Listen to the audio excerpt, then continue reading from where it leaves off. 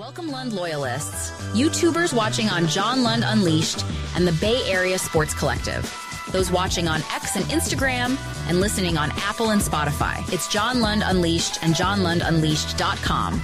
Brought to you by Riopel Cosmetic Surgery and Laser Center. Right now featuring amazing stem cell technology. For all your pain and for the guys, check out the latest in low T and testosterone therapy to make you feel like yourself again. Riopel Cosmetic Surgery and Laser Center at riopelcosmetic.com. Now, all juiced up and ready to go. Here's Johnny.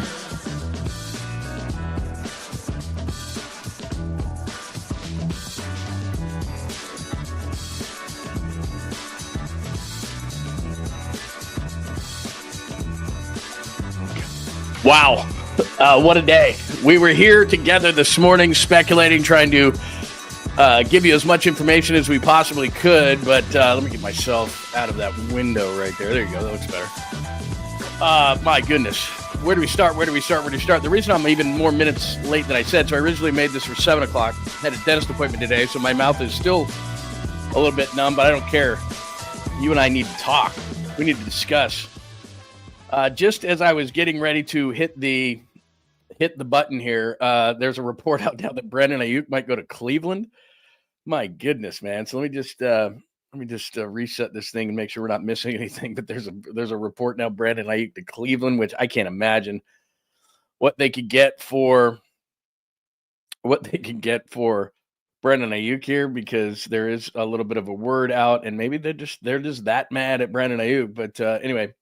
Lots of stuff to talk about as I'm just kind of flipping through here, but I'll give you the recap in just a second. But thanks for joining us for a night version, episode 84, free agency for 49ers, day one. Mass exodus is the only way that it can be looked at. Only Dre, to me, hurt so far, but we'll get into that as well. Now what? NFL free agency as a whole, good, bad from day one, still out there. But as you can see right here, let me just throw this up before I get to the it doesn't matter if it's day or night, whatever. We're still going to do a roll call, but we appreciate everybody coming in. Right there's the scorecard. If you haven't caught up today, Dre Greenlaw goes to Denver, $3 and $35 million. Funga, Denver, $3 and $45 million. Ward, that was expected. His wife has PTSD because of what happened with their young child for California. She can't come back into the state. She can't do it. Travarius Ward to Indy at $3 and $60. Jalen Moore, that's a joke for Kansas City to do that. $2 and $30 million. Aaron Banks, ridiculous that Green Bay gave him $4 and $77, but they did. Elijah Mitchell, we hardly knew ye, $3.5 million to Kansas City. Juice is going to be released, but I told you when Luke Farrell was signed, and I sent this out earlier today when I was signing at John Lund Radio on Twitter and X, I was sending that out. And once I saw Luke Farrell, the former Ohio State tight end, get $3 and $20.25, I said that's it for Juice, because he's going to be a move tight end. He's a blocker, not a receiver. So I think in the draft, they'll still look for a receiving tight end, but it's not as desperate as it would have been. But that is the scorecard right there. Just a quick look at it. Greenlaw hurts. We're going to get into that. Hafunga expected, Ward expected, more. That's just a joke as far as money. That's drunk day one money. Aaron Banks, the Packers, that's drunk day one money. Elijah Mitchell was always hurt. Doesn't matter. Juszczyk, I knew, was getting released, so that doesn't hurt. So the only one really that hurts that I didn't know was Dre Greenlaw. And Dre Greenlaw happened because, and I said this morning on the show, Ernest Jones gets $12 million in Seattle. Bolton got $15 million in Kansas City. Jamie Sherwood, who was a guy that maybe the Niners could have got, but he got $15 million each a season from, he got 45, got $15 million a season for the Jets. And when I saw those three guys get what they got, because the budget for the 49ers was about 8 for Greenlaw, and you saw that money, and it goes back to Jed. Jed York is not drawing the line at Brock Purdy. Jed York is drawing the line at saying, okay, we have this emotional buy. And a year ago, they would have signed Dre Greenlaw. But this year, they're not going to budget 8 and go to 15. That's just not what they're going to do anymore. So we can talk all about that. And there's a big reason why. I'm going to tell you about it in just a second. But that is day one for the 49ers. Mass exodus. And a lot of people are going to make a ton about this, because even though we knew Hafunga and knew Ward and knew Moore and knew Banks and knew all these kind of guys, and we knew Juice was going to get released, that's a lot of talent walking out the door for the 49ers. And the question from me to you is, what does it mean to you? Does this mean this is a rebuild, retool, whatever you want to call it? But to me, that's just a bunch of guys. And again, Moore doesn't hurt to me. Banks doesn't hurt to me. Mitchell doesn't hurt to me. Ward, I knew it, but still. Hafunga, I knew wasn't going to, because that's Mustafa's position. So Hafunga, yeah, that's a lot of money. I think Mustafa can be as good. The linebacker thing is going to be tough because what you're probably going to have to do now, because most of the good linebackers are gone, maybe an Eric Kendricks who's 33 years old and he's not Dre Greenlaw in any way, shape, or form.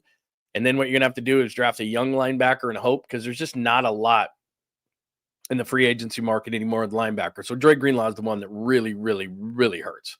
So that's how we're starting the free agency special for the 49ers. Let me make sure that I say roll call and say hello to everybody. Let me hit that up really, really quickly. Oh, here we go. I don't know why that wasn't coming up right away. Good. I should say good morning. What is it? We're like 12 hours from 7:44 in the PM. We usually are around here at 7:44 in the AM. Hurley bro, it's good to see you, Hurley bird. Miguel is here. Baba Booey. Steve, Enrique, great to see you. Vernon, a lot of people making the trip. Very nice. Jason, good to see you. Mike, good afternoon, good night, good morning, good evening.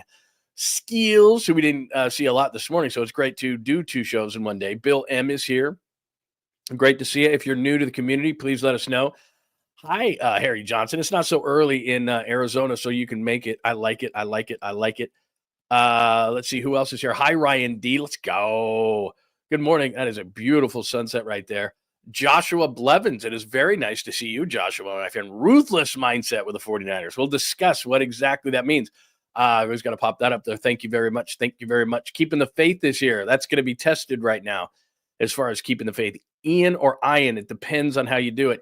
Ian, I'm going to call it. If it's Ian, you tell me, because Ian Eagle, Ian Furness is a friend of mine. Ian Fitzsimmons is a friend of mine, so I have Ians and Ians in my life.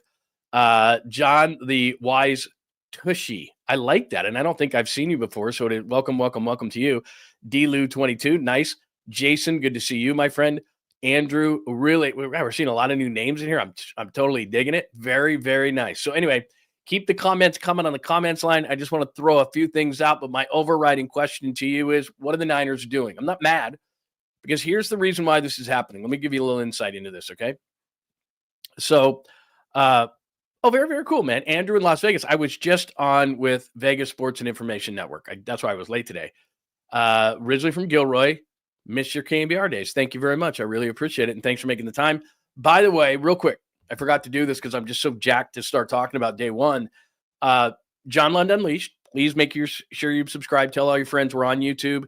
Get in the chat room. Please hit the thumbs up. That helps the algorithm. And also, make sure you have your alerts on, because you have your alerts on, then you knew that we were going to do a show tonight, not just the 8 a.m. show that we always do. So make sure you do that. Also, we're on Bay Area Sports Collective. Make sure that you are subscribing on Bay Area Sports Collective, because I'm on there, Tom Tolbert, and Polly Mack with Creative Tony. So those 3 shows so far. And I'm sure we'll add more and more things to Bay Area Sports Collective, but please make sure you subscribe there. So on YouTube, Bay Area Sports Collective, on YouTube, John Lund Unleashed. We're on Facebook. We're on X at John Lund Radio, on Instagram tonight at John Lund Radio. Let me make sure I hit my I did. Okay. There's some people over on Instagram. Very, very nice. Nice to see the Instagram folks tonight. So anyway, that's what's going on as far as that goes. I want to make sure that we are hitting that up. And for all things Unleashed, go to johnlundunleashed.com. You want to cry? Should we just start with this? But anyway, that's sad. I just wanted to show that one time. And I'm sorry that I did it, because it makes people mad. Let me pop this up one more time. Again, Greenlaw out, Hafunga out, Ward out, Jalen Moore, Aaron Banks, Elijah Mitchell, Juice released, maybe Brandon Ayuk to Cleveland. Now there's some rumors out there. Luke Farrell, we knew, and he's a blocker, big guy, but he's going to be a move tight end that's going to take the place of Kyle Juszczyk and be a better blocker. I don't dislike Juice. It's just he was doing less and less. He wasn't in the pass game a whole lot, even though he was wide open. He's not a great bulldozer blocker, and they needed somebody better, and the run game wasn't good. But they've got a hole at left guard now they've got to worry about. I'm not a Brendel guy. There's not a lot of great centers out there. So we're going to get into it in a minute in terms of, what exactly we're thinking about in terms of who is out there and who is left, because the cupboard is not bare. And I just want to make one thing clear for everyone panicking. And then I'm going to tell you the reason why all this happened. Jalen Moore is not a big loss at 2 years and $30 million. He was their swing tackle. You're not paying that. Aaron Banks, it's a joke for him to be paid 4 years and $77 million. That's just because the salary cap has gone up so much. Ward, we knew, was going to leave because his wife just couldn't handle it here. They do need a third corner. DJ Reed went to the Jets, and they were never going to pay that. Or excuse me, went to the Lions. played for the Jets last year, played for Solid, was an original draft pick of the 49ers. So that would have been a nice pickup, but that wasn't going to happen. Just everybody's too expensive. So from this point, I'm not saying today was a good day, but what I am saying is that when we pop up this right here, Jed York, now he wouldn't have kept Mitchell. He wouldn't have kept Banks at that number. Wouldn't have kept Moore. Couldn't have kept Ward. Hufanga might have been something for that 3 and 45 that they would have stretched for. Although, like I said, Mustafa's going to play in that stead, and I think he's fine. But I do think they need a free safety. Dre Greenlaw hurts, and I think in past years, because everyone's freaking out, going, "Oh, is this what Jed meant?" Jed would still release Kyle Juszczyk. They almost did last year. Mitchell, whether Jed was tightening the belt or not, Mitchell wasn't going to be back at that number. Banks, Moore, those guys weren't going to be back at that number. Ward, his wife has PTSD, and he told us in the locker room clean out that she can't come back to California, so that's not it. Hufanga, even if they were free spending, I don't think, again, with Mustafa, I don't think he would have come back. Dre Greenlaw is the only one on that list where you go, damn, that we thought maybe. But as I told you yesterday, I told you this morning, once those 3 linebackers signed in double digits, like $12 to $15 million in Ernest Jones, Nick Bolton, and Jamie and Sherwood, I knew Greenlaw wasn't coming back because I knew the number that they had slotted for him. And Jed York said, we're not going to do this emotional stuff anymore. And so Dre Greenlaw's a Denver Bronco. And it's not great because let's look who replaces those guys, all right? Kyle Juszczyk, that's going to be Luke Farrell. Elijah Mitchell, that's already on the roster. Hopefully CMC's fine. But that's going to be behind him because I don't think Jordan Mason's coming back either. Mason's restricted, and I don't think the 49ers are not going to go out of their way. And I think there's a team that needs a running back. They're going to go after Jordan Mason after this first wave of free agency. Mitchell wasn't going to be a guy that's going to be replaced, though. Isaac Guerrero will do that. Banks, that's an open spot. Could be Ben Barch or somebody they draft. Jalen Moore's a swing tackle. There's no way you're giving him $15 million. I guess what I'm saying is let's not panic yet. Ward was expected. They weren't going to give him 3 and 60. That's going to be Renardo Green, hopefully a veteran corner that they can pick up. Because what I'd like to see is a veteran corner opposite Demo Lenore, and then you can bring Renardo Green on the field and then move Demo into the slot for passing downs. Hufanga is going to be Mustafa. Greenlaw, there's no replacement. If I was a betting man, I'd say maybe they revisit Eric Kendricks at 33, who originally agreed to terms with the 49ers last offseason and then went to Dallas. So I wouldn't be surprised if they went back in and said, hey, Eric Kendricks, or if there's somebody that Saleh likes out there, but somebody that's going to be cheaper, and then they're going to draft a linebacker. What Greenlaw does and his loss does is it forces you to look at linebackers earlier than you would have liked because there's not a great linebacker out there that's going to fit the 49ers. And so what they may have to do here is they may, not in the first round, I don't think they're going first round, but like second, third round, they may have to say, okay, we're going to have to find ourselves a young linebacker. But what you have to do a lot of times in that situation, you play that veteran for a year like a Kendricks, and then that young rookie, which is redundant.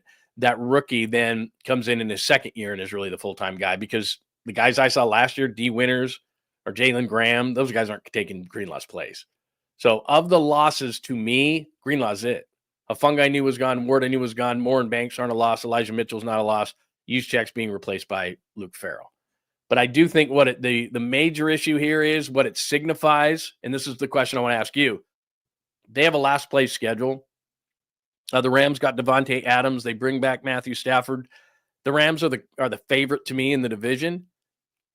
The 49ers have some work to do. Free agency is not completely over, and I'm going to put a list up there because in the middle of my chalkboard today it says, what now? What? I'm not panicking as much as most. That's a lot of names. That's a lot of talent. But maybe it's because I knew Ward was gone, knew Hufanga was gone. Greenlaw's the one that I thought they might stretch to get back, and in past years they would have, but they just didn't. And that's what he's going to do. They're going to re-sign Brock Purdy. The thing with Ayuk, if that's a real deal, that does surprise me because the problem, I keep alluding to this, but here's the problem and why the 49ers are having to do, hold on just a second. Hold on. Did I just see a Bosa thing? Is anybody watching that? Because if it's Bosa, I'm not overly excited, to be completely honest with you. And I talked about it this morning why. So let me see. I just saw something Bosa flash in front of my face. Does anybody see that? Let's see. I'm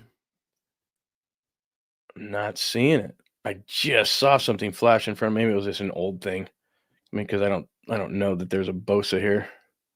Just make sure. I was doing a lot of this morning, but I need to make sure that we're we're not missing something here. Here we go. Both 49ers and Dolphins have made similar offers less than $10 million to Joey Bosa. Well, because I told you, $10 million to me. Oh, here's right here. Okay. That's according to Mike Silver. The 49ers and Dolphins each made offers to free agent edge rusher Joey Bosa. He'd get less than $10 million in either scenario. What's funny about that is I told you this morning, I said the only way I would entertain Joey Bosa is if it was about $10 million with a bunch of incentives. And that's what both of these teams seem to be doing. Miami is where his family lives, and there's no state income tax there. Joey Bosa played in 14 games, but 49.6% of the snaps last year. And he had 14 sacks over the last 3 years, and he hasn't had double-digit sacks since 2021, and he was the 72nd rated edge rusher by Pro Football Focus. He's a rotational player at this point.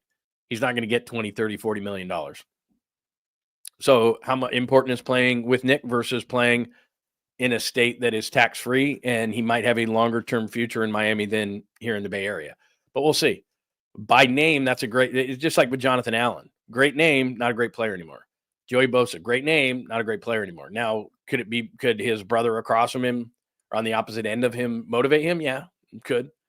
But I wouldn't be in love with that move, but who knows? We'll see. But here's why the 49ers have to do all this stuff, and then I'm going to get back out to the text line and the comments and see what people are saying about stuff. So the reason the 49ers have to do this is not because Jed woke up one day and said, I'm done doing this for a 6-11 team. I spent $344 million. That's part of it. But one of the main parts of it, and this is why I would be surprised if Brandon Ayuk got traded, especially at the low level that because of the injury where they would be doing this. Charvarius Ward just left for the Colts. He's going to count $12 million against the cap this year. Eric Armstead didn't play for the Niners last year. He's still going to count $15 million on the cap this year. Remember, when they do those post-June cuts, then it's spread out the next 2 years. They still owe money to Eric Armstead. Javon Hargrave, who has not signed, at least to my knowledge, to this point, Javon Hargrave have $8 million on the cap not to play for the 49ers. Deebo Samuel is going to have $31 million on the cap not to play for the 49ers. The 49ers have the most cap space of players not playing for them in the NFL. $65 million. $65 million for players in 2025 at this point, and it could be added to, $65 million of players who will not play for the 49ers this year. Won't. And so when you're asking yourself, what the hell, man? Why aren't they spending? Why don't they get these guys back? Because Jed York has spent and spent and spent, and he's looking at this and he's going, wait a minute, we spent $344 million to go 6-11. I have $65 million of dead cap, which is for players who won't even play here next year. So I'm going to keep that game going up, and we're not winning at a high enough level. And I did the comp with Joe Lacob. Joe Lacob paid and paid and paid and paid and paid. And then about 3 years in a row, he went to the play-in game, and he was in 10th place. And he goes, I'm done with this crap. Like, I'm not going to do it anymore. And then they had an opportunity to get Jimmy Butler, and the only way they could get Jimmy Butler was to give him an extension.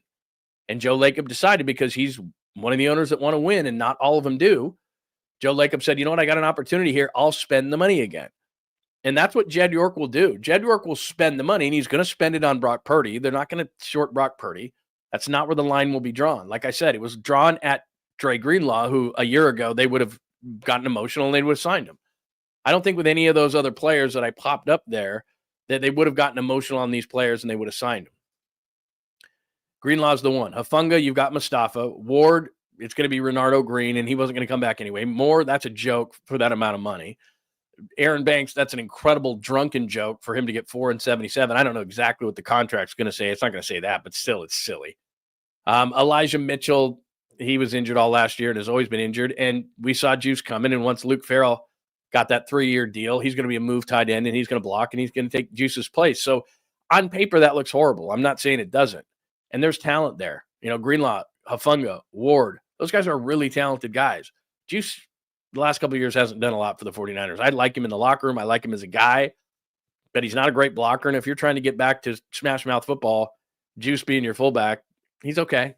But I think that Luke Farrell is going to help in that regard. But that's a lot of talent to lose. And what it also is telling you is, and I think this is the major part if I'm a 49ers fan, is, am I trying to compete at the highest level? Am I still desperate to win Super Bowls? I still think they are, and I don't buy that Jed York all of a sudden has changed his opinion on wanting to win a Super Bowl at a really high level.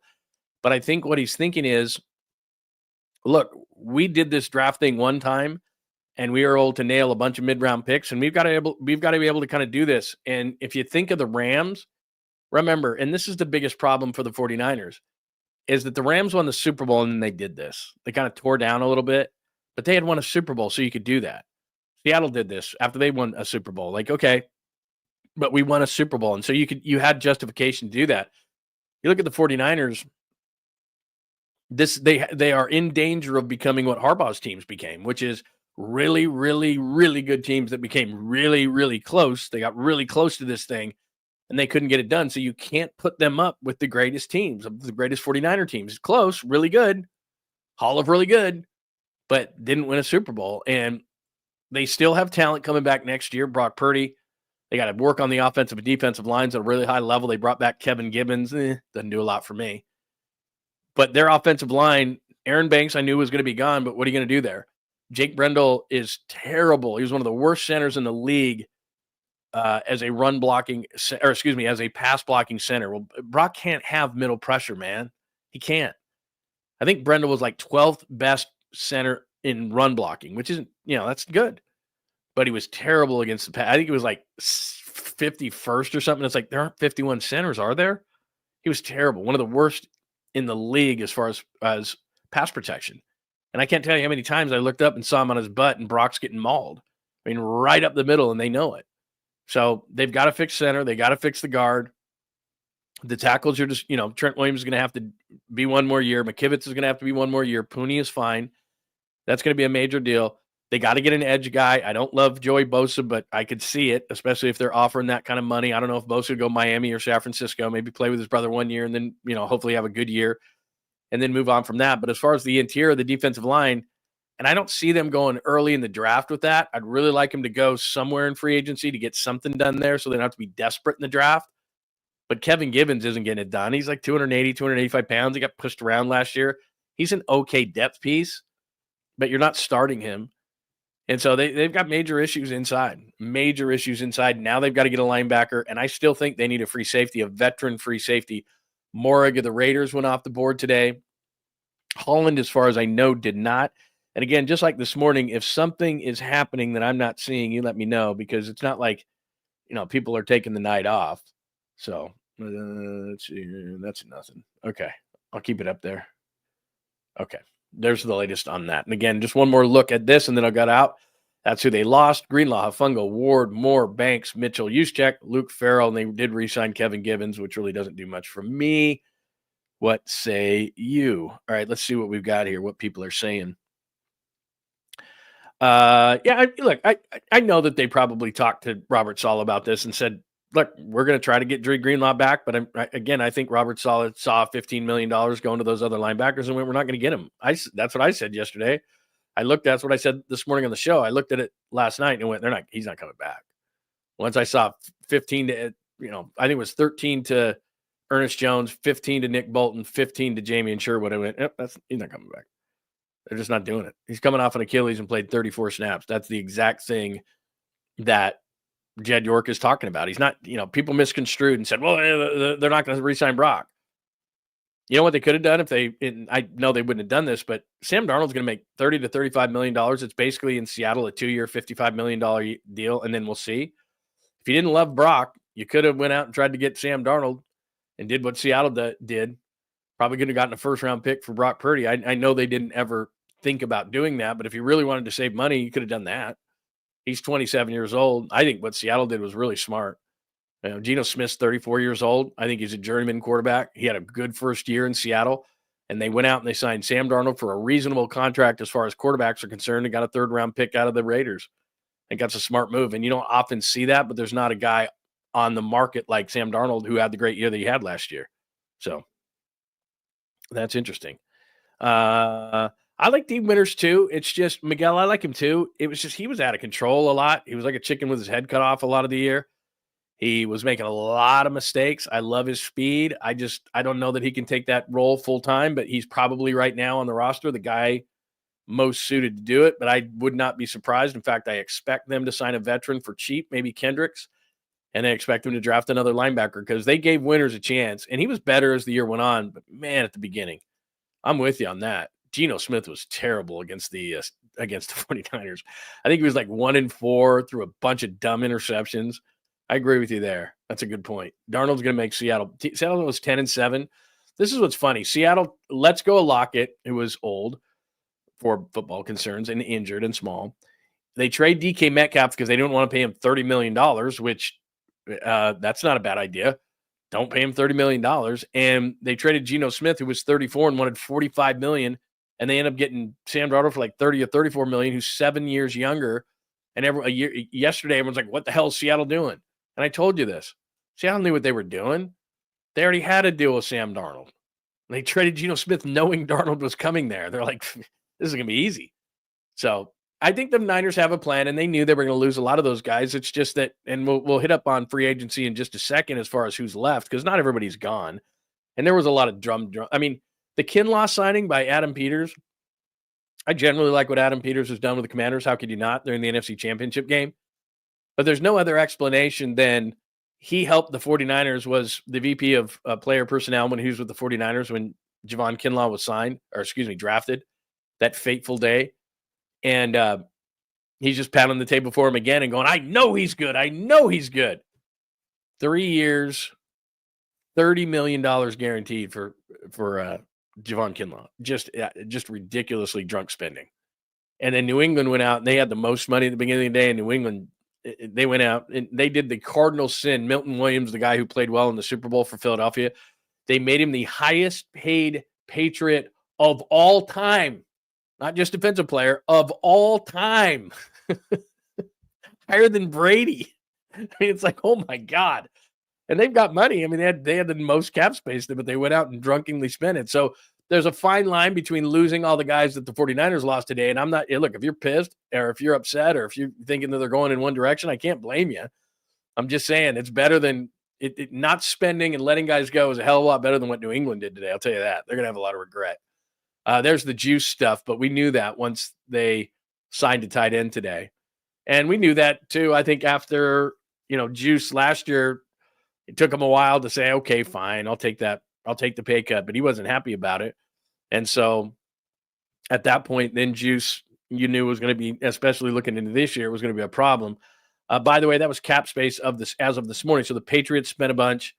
Khalil Mack went back to the Chargers. Cardinals, by the way, Josh Sweat, 4 years and $76 million. The Commanders, that Kinlaw deal is ridiculous. Seattle went and got Russell Wilson. It looks like the Steelers are close with Aaron Rodgers. Vikings didn't. Oh, no. They went and got Byron Murphy. They kept Byron Murphy, the corner. Jaguars probably did something stupid. I can't think. Oh, they signed. Didn't they sign the tackle Moore? Somebody did. Oh, no, that was the Panthers. Let's see. Cowboys did next to nothing. I think they signed the long snapper. G.J. Reed went to the Lions. I'm just going down free agency money. Geno Smith, a lot of that money is going to be thrown to Geno Smith. Jamie Sherwood, the Jets signed him. Big money. Colts were in the middle there. They signed Charvarius Ward. Rams are in the middle there. They signed Devontae Adams. So, yeah, there's some money thrown around. But at the top, New England threw a bunch of dumb money around today. And so people get all excited about it. And I saw those things, it's got the meme where you're poking something, do something. And you knew that the 49ers weren't going to do a lot. So that's what happened today. All right, let me spin through some of these comments here. Let's see here. What do we got? Questions, comments, thoughts. Give me your thoughts about this whole thing, about what you think. By the way, Warriors are up 68-49. They're smoking it lately, aren't they? They're rolling. We'll get into a bunch of Warrior stuff, and believe me, come playoff time and getting close, we'll get to it. I promise you. It is crazy, man. Let's talk to, there's On the Hook. Niners fans are delusional, living in the past when Eddie D owned the team and spent like there was no tomorrow because he had Bill Walsh, McVay, and no salary cap. Nothing is forever. Yeah, it's just different nowadays. And it's not so much about penalties or anything like that. It's just you get to a point where continuing to spend like they spend, especially when they go 6-11, Jed's thought is, how about this? I'm going to pull back a little bit on these things. We're going to keep a lot of these guys. But again, Hufanga wasn't going to stay. If I go back through that list, Ward was not going to stay. You're not giving Moore a swing tackle, that kind of money. The Packers giving Aaron Banks that kind of money is just the salary cap went up so much that you're throwing around stupid money. And I guarantee you that when you look at the guarantees and how long that contract is for Banks, it's just a couple of years. It's not going to be what it says. Like the agent's, doing a dance, and it's just not going to be that. That's just not how it is. So we'll see. Kinlaw's his guy. I get it. But sometimes you just have to say, look, let's not compound the problem. Robert Sala and the Jets gave Kinlaw 1 year and $7 million last year, and he wasn't very good. And we saw him in the opening game against the 49ers. He wasn't good. And he wasn't good for the 49ers. And Adam, like I said, Adam Peters knows him and still believes that he was a first-round pick and should have been a first-round pick. And physically, Kinlaw looks that way. I mean, Kinlaw looks like that guy, but he just doesn't play like it. And that's fine. Do whatever you want, man. I don't care what Washington does. On D. Winters, he's probably the best player right now, but that's not going to be the way it goes. Like I said, I wouldn't be shocked if an Eric Kendricks came here at 33. He almost did last year. And then there's a lot of good linebackers in this draft, but it takes a while, and especially against the pass. A lot of guys can come forward and stop the run, shed blocks, come forward. This is a passing league. And it's kind of like Devondre Campbell last year. If they know that you can't cover, they're just going to target you time after time after time after time. That's just what they're going to do, especially young linebackers, play action stuff where their step is forward and the tight end goes right behind you. That's what I get nervous with young linebackers. Like Fred Warner, his first year was even good against, that's how Fred is so great, is he was a safety, but I didn't know that he could shed blocks. But it's going to be tough, man. It's going to be tough. Replacing Dre Greenlaw. All the other guys, they have a general idea of who's going to replace them, or they already have. But there is no replacement for Dre Greenlaw in the house. And that's just how it is. Thanks, Enrique. Yeah, again, Mike Silver reporting Miami and San Francisco under $10 million offers with incentives. I said that this morning. That's the only way I would take Joey Bosa. He is a rotational player at this point of his career. And if he shows the Niners otherwise, that's great. He can sign a 1-year deal and go back out on the market next year. He's not old at 30. It's just with the injuries and the ineffectiveness, the lack of production. In name, he's Joey Bosa. In reality, he's nowhere close to that. And if you took the name away from it, there's no way the 49ers would even be close to signing him. They would never even consider it if his last name wasn't Bosa. That's just a fact. Hi, Troy. What are we doing about the center position? Kyle will not start a rookie, so it has to be a trade or a free agent. Ugh. That's another position that I don't know. It's probably going to be Jake Brendel, and that's nasty. I'll show you the centers. It's just an ugly group. And I agree with you on rookies, unless he's an elite guy like a Creed Humphrey or something that Kansas City started from day one. You don't necessarily want your center with the play calling, the line adjustment duties. Drew Dahlman went to the Bears, and it wasn't an outrageous offer. But again, with where the 49ers are, it ended up being 3-42, I think, which isn't crazy. I was hearing 18-20. Anybody else on this list, I'm just not a fan. Ryan Kelly's a veteran. He was signed. I forgot where he signed, but he signed somewhere. I don't think Josh Myers signed somewhere. I'm not a big fan of his. And then all those other guys are just journeyman guys, Corbett and Bozeman and all the. Evan Brown signed again with the Cardinals. There's not a center on that list that does anything for me outside of Dahlman, who I really liked, but realized early in the process that they weren't going to be able to get him. So there's nobody there that, to me, and you bring up a great point about a rookie. No, people don't want to start a rookie center. There's a kid at Georgia named Jared Wilson. He ran like a 4.8 something at the combine, super athletic. He's like 6'4", 310, quick, big. I love him. If he'd be around in the third round for the 49ers, that would be something really, really cool. But do you want to start a rookie center next to a second-year guard, next to maybe a young guard? I think there's a couple of guards in free agency. In fact, let me go here. Let me do this. Let me share my screen with you sweet, clean people. And I'll give you a little bit of what's left. Let's do a little what's left, shall we? Let's see here. I do it on PFF. Where is that? Oh, here we go. PFF. Yeah, here we go. So this is, as I'm sharing the screen with you, DK now a Steeler. So this is what's left. Quarterbacks, Darnold to Seattle, Fields to the Jets. Rodgers looks like he's going to the Steelers. Russell Wilson, I heard, maybe to the Giants. Jameis Winston's a guy that had been mentioned with the 49ers today. Daniel Jones, either Colts or Vikings. Haven't heard anything on the rest of those guys. Running back-wise, Aaron Jones. Najee Harris is going to the Chargers, it sounds like. Look at Nick Chubb because of the injuries. Man, he was good at one point. Javonte Williams coming off major injuries. I would also put Mason, even though Mason's restricted. Other than I'd put him on that list probably third behind Harris and Jones. I mean, he's really good. So restricted wise, if you were looking at the 49ers right now, knowing that they can't spend money and aren't going to spend money, I'd sign Mason to a deal, to a restricted free agent deal right now.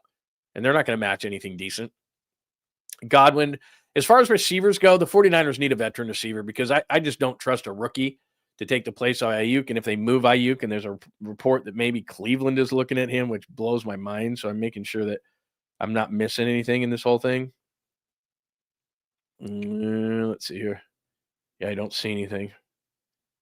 Let's see. Okay.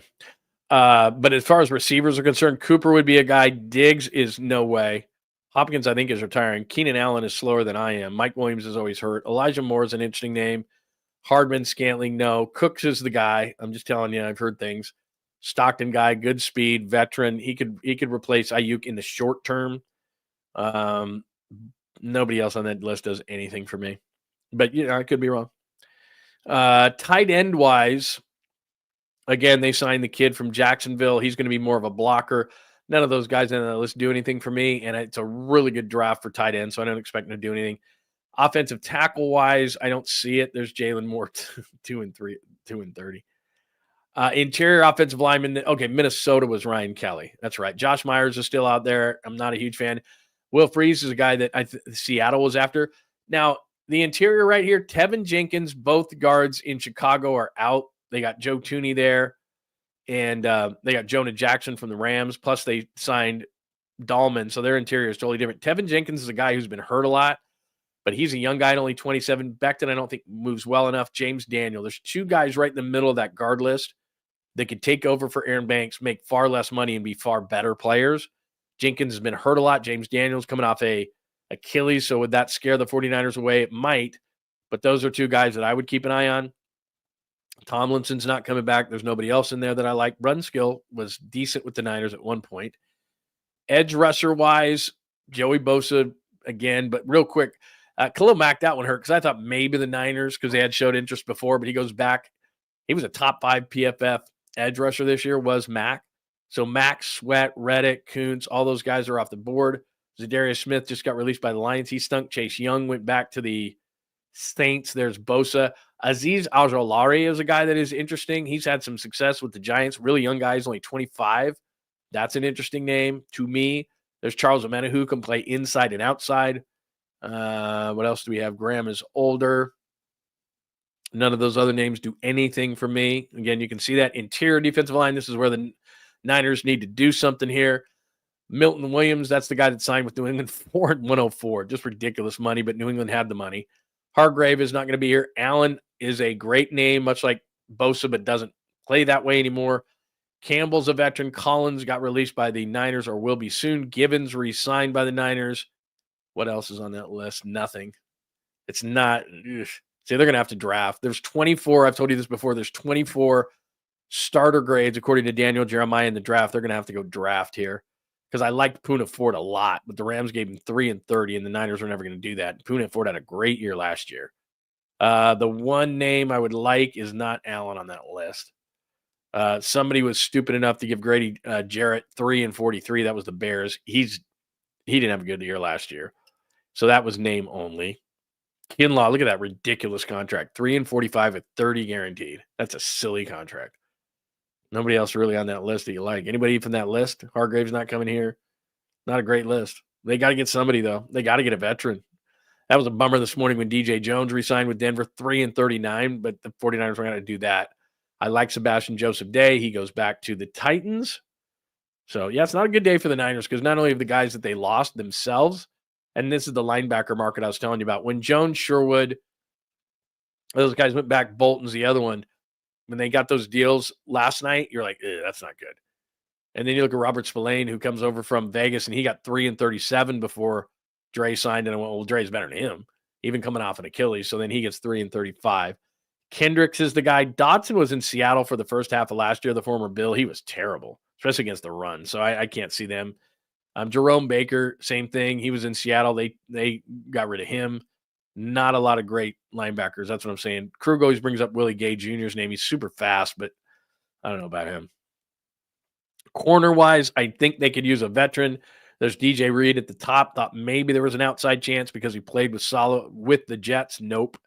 Ward to Indy, as we said. Byron Murphy, since this has been printed or updated, he re-signed with Minnesota at 3-66. Carlton Davis, again, stupid money from New England.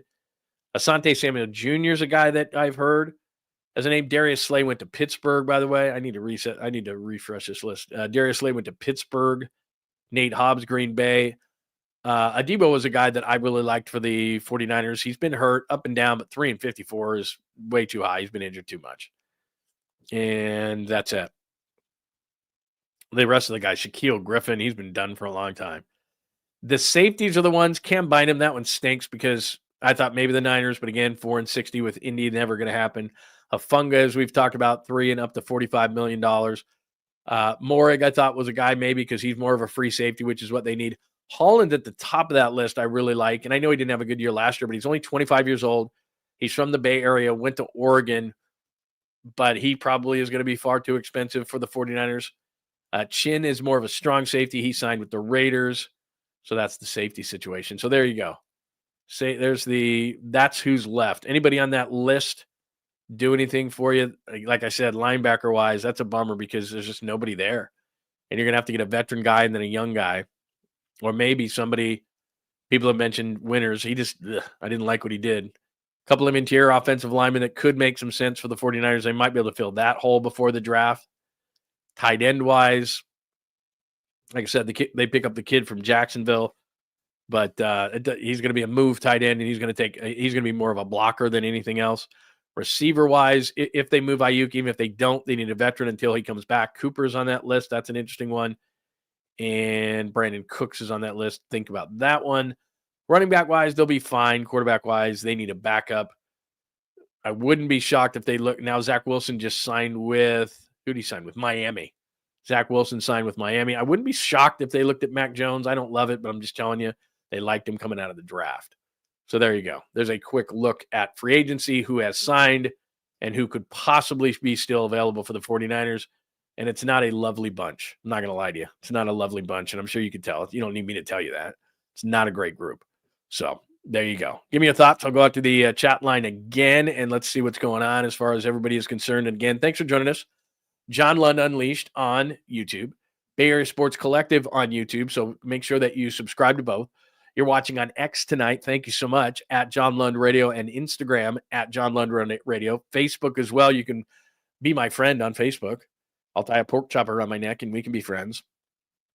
So we can do that. Let me see what everybody's saying now that you've seen the list of availables. And here's the thing. Free agency wasn't great before. And now most people are like, ooh, there's not a whole lot left. But there's always something. Let's see. Chet hired a forensic accountant. He's just saying, look, well, I'll pay certain guys, but he's just not going to do it. A lot of people are saying that. Thank God the juices. He just wasn't the blocker, and they weren't using him in the pass game a whole lot. And I like the guy, but he was definitely like, rims on a, like a 68 Chevy. It's like, it's really cool, but it's not necessary. So I don't think that. Samuel Jr. I mean, look, I always tell you how flawed free agents are in general. They're usually too old, too expensive, too this, too that. And now you're down to these guys. It's not it's not like you can't find somebody who could help, but it's going to be few and far between. And at this point, what I'm thinking is maybe the interior of the offensive line, so you don't have to draft a guard early. If Jenkins or Daniels, that could be somebody that they could fill something in.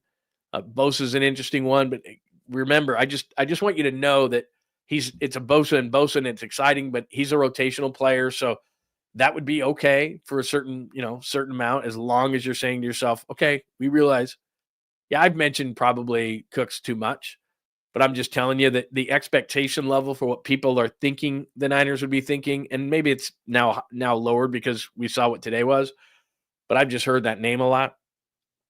So I'm just saying, I wouldn't be if they're going to get something decent from Cleveland, maybe Cleveland's desperate for Ayuk, but I would think that it's going to be like a third or a fourth round pick. And I know Jed's pissed off, but what are you going to do? Look, I love this guy. I just think that he's going to be too expensive, Nick J. And I would hope maybe the Niners would, but I've heard Seattle and his name together. So maybe, but if he's, let's put it this way, he's better than Aaron Banks, and Aaron Banks got 4 and 77, and the 49ers are not throwing money like that at him. So 4 and 77 million, if they're thinking that, ugh, that's just, I just don't see it. Let's see. Steve says, if Miami offers Joey Bosa the same money, it's higher than what the Niners offer. Yeah, 13.3%. That's, I don't know anything about Joey Bosa. I don't know how badly he wants to play with Nick. But logic would tell you on the surface, Miami has no salary cap space. In fact, this morning they were negative in salary cap space. Now you can change that. But I think Miami could say, look, no state income tax. You're from down here. Your family's down here. Your dad, John, played for the Dolphins. Come down here. And then if he's good for the Dolphins, they'd re-sign him. They would have money after this year. The Niners, I think, are just going 1 year on Bosa. And then unless he's just outstanding, but then if he's outstanding, then they wouldn't have the money to re-sign him. So he's a one and done, Joey, I think, if he would sign with the 49ers. And he hasn't been that effective. And I've maybe beaten that horse too much. The 14 sacks in 3 years, the 49.6% of the snaps, the 55% of the games played over his last 3 years, all those kind of things. That screams to me that the 49ers wouldn't want anything to do with him. The 49ers have said they want to get younger, less expensive. I mean, that's what we've seen. Joey Bosa's 30 years old. And at some point he is going to be expensive, and I just don't see it. And they may have to get rid of Leonard Floyd to bring in Joey Bosa. And I'm not so sure that he's even better than him. So that would be an issue for me. Hi, Bill M. Thank you for the super, my friend. When did the 49ers become the San Francisco Giants? Look around. $15 million is becoming a baseline salary. If you don't like it, beep off and sit down. That's what you're saying. They're saying, I think the Jet has just come to a point after spending the $344 million. I would more liken it to, rather than the Giants, Bill M. Let me put that back up there. Bill, what I would liken it to maybe is more than the Warriors, where Joe Lacob spent. And then all of a sudden he looked up and he said, damn, we're playing in the play-in game for the third straight year. This is not a championship contending team. What am I doing? And then when he had an opportunity to get Butler, and the only way to be relevant again was to give him a 2-year extension at that money, then he said, okay, I'll spend again because I think this might work. And I think that's what Jed York is going to do. He's going to pull back on a lot of this stuff. He's going to see if John and Cal can perform some magic again in the draft, like they did when they got Warner in the third and Afunga in the fifth and Kittle in the fifth and Brock in the seventh and DJ Jones and on down the line, all these guys, Dre Greenlaw. He's going to see what this team is all about. It's not that he doesn't want to spend or won't. It's not that he's lost the desire to win a Super Bowl, which was mentioned in that article, which is not accurate. What he's looking at is, I spent $344 million on a team that went 6-11. I didn't get ROI, return on investment. So let's just see what this team is right now, and we'll see where we stand. Where they stand right now is, despite the fact that a lot of the talent that left today is not critical talent, which is why it's not here anymore, it's still talent nonetheless. And I think that's where 49ers looking at this thing going, wait a minute. Because I know this, and this is where I would be frustrated with you, and I don't blame Jed, but I'm just telling you this is the direction they're going. Is it a year ago when the linebacker market started to grow like it did last night, and the number was going up, Jed would have approved a 3-35 for Dre Greenlaw. He would have a year ago. There's no question in my mind. Afunga still would have been gone because they have Mustafa. Ward still would have been gone because his wife didn't want to come back here because of the trauma that they had off the field. They weren't going to pay Aaron Banks $4.77 for the very reason that they didn't pay. What did McGlinchey get from Denver? $5.82 or something silly like that. He hasn't lived up to it. They weren't going to give Jalen Moore, whether it was this year or last year, $230 million. That's a complete joke. He's not very good. He's a swing tackle. And when Kansas City plays him at left tackle, protect the best quarterback in football and Patrick Mahomes, they're going to find out. I mean, it's like, whoa, we made a mistake. That's what day one is about. You're going to get some day one guys today. They're going to be very, very, very good. But it's not a guarantee that Dre Greenlaw is going to be great coming off an Achilles injury and 34 snaps last year. I mean, I'm bummed that he's gone because I love the guy, but it's not a guarantee. And at 3-35, when they originally, I know this for a fact, they originally told Dre Greenlaw, hey, man, you're coming off an Achilles. Let's do a 1-year make good at like 10. And he's like, no. And once we saw the linebacker deals yesterday, we knew he wasn't coming back. And then as far as Juszczyk, again, a wonderful name, an amazing guy, but He's not a great blocker. They've got to go back to run the football between the tackles. They don't use him hardly at all in the run game. And the couple times that he ran the ball last year, because he runs it so few, he fumbled the football. So goes back to the old adage, what would you say you do here? And they saved $6 million by letting him go. So I'm not pissed that they let him go, but cumulatively, if you look at all the guys that they let go today, it's a shock. But I wouldn't call it the Giants, to go back to your original thought. I wouldn't call it the Giants, because the Giants never do. The Warriors did and pulled back, and then they jumped back in when they felt there was an opportunity. I think the Niners will do the same thing. But I think they're looking at it going, we spent all this money. We haven't won the elusive Super Bowl. We're 6-11 last year. Let's see if these guys can get me some younger players. And then I'll build back around these guys. But again, if you look at the list, Greenlaw's a loss. Hufanga is Mustafa. Ward is Renardo Green. Moore was a swing tackle. Banks is a massive overpay. Mitchell was never active last year and has been injured really more than he's played since his rookie year when he had the 925 yards rushing. And Juszczyk is a great name, but no longer is worth what he was getting paid. And they already replaced him with the guy that's coming, which is Luke Farrell, the tight end out of Jacksonville. He's a blocking tight end, not a receiver. He's going to be a move tight end in the run game, and he's going to replace what Kyle Juszczyk did. So I'm not trying to defend the 49ers in this way, but what I'm saying is that's a lot of guys to lose. But the way that Ward performed last year, and again, Hufanga's hurt all the time, they're not going to pay those kind of guys.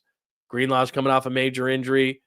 Banks is not worth that money. Mitchell's irrelevant on this team.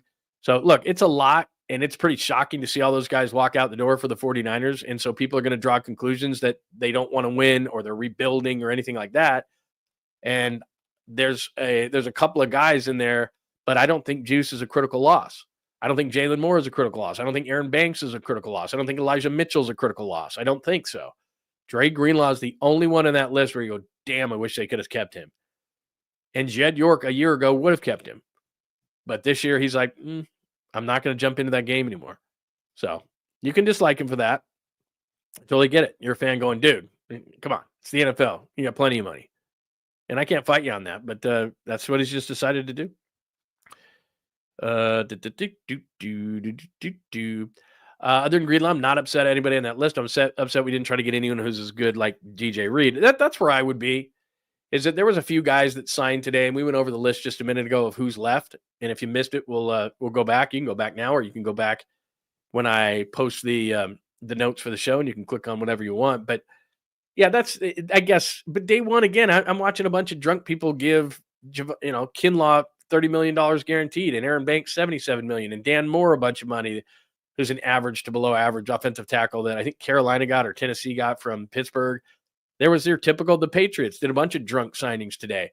The really good teams lay out on day number one unless they get some deals. Like Elijah Mitchell to the Chiefs for $3.5 million is a worthwhile venture for Kansas City, and that's a good team. So I have no issue with that if I'm Kansas City.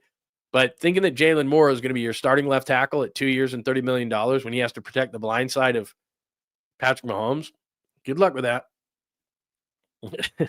That's just all I'm saying. Good luck with that. That's not a great one. We need to build through the draft and get younger, get back on track. And we got an easy season, best time to do it. They do have a last place schedule. I mean, that's where I am in terms of, look, everything comes back to, for me, it comes back to the draft. And that's what Philly did. Philly went out and they needed defensive backs. They went out and got 2 corners. The year before that, they got Jalen Carter. They went out and they did a great job in getting Barkley. They went out and did a great job getting A.J. Brown. But, they got Devontae Smith through the draft. In the last 3 or 4 years for Philadelphia, they have bombed the draft. They've absolutely nailed it. Now they lose Josh Sweat. They lose Milton Williams. They lose guys like that. So, yeah, when you're the Super Bowl champ, everybody thinks there's some sort of a residual effect that because you won the Super Bowl, you're going to bring that stench along with you and be like, oh, you're going to teach all our guys how to win it. It doesn't happen.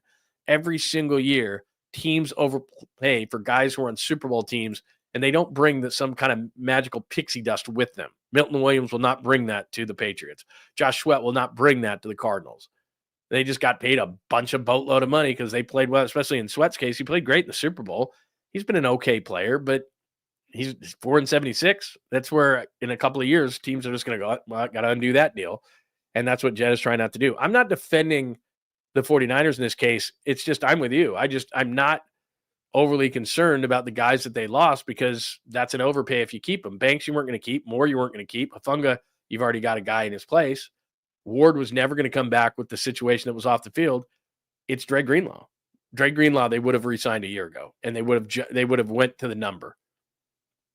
So I really like Elijah Mitchell, but I told you the story, and I told it this morning. His agent from day one, he got hurt his rookie year, and the Niners doctors went through it with him and said he can play, and his agent said no, he can't. He's going to look out for himself. And the Niners were like, this is his rookie year. He's not in his free agent year. So they've been doing it since his rookie year. And they were not happy with Elijah Mitchell last year when he shut it down. They were like, dude, what? Like hamstring injury, I think that was, or groin or hamstring, whatever it was. And then it was like, no, I'm shutting it down for the year. Well, he's going into free agency. So he wanted to shut it down and get healthy.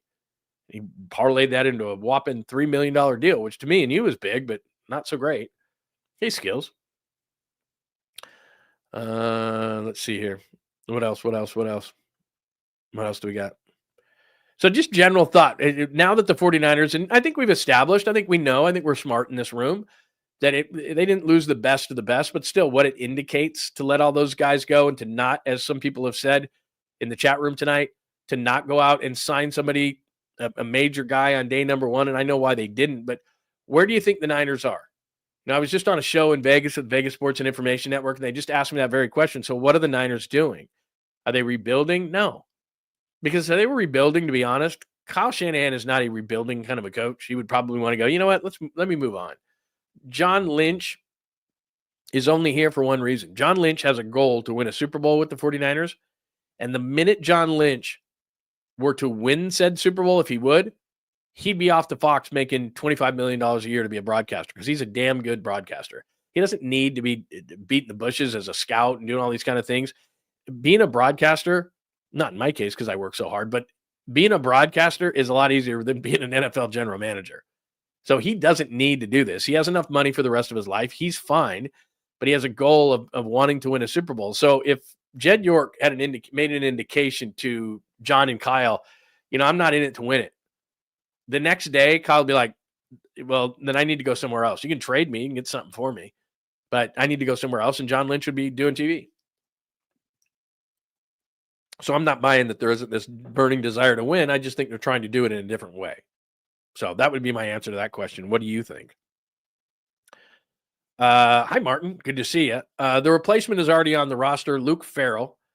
Oops, I hit the wrong one. Luke Farrell is going to be the replacement for Juszczyk. He was signed today from the Jags for $3 and $20.5 million.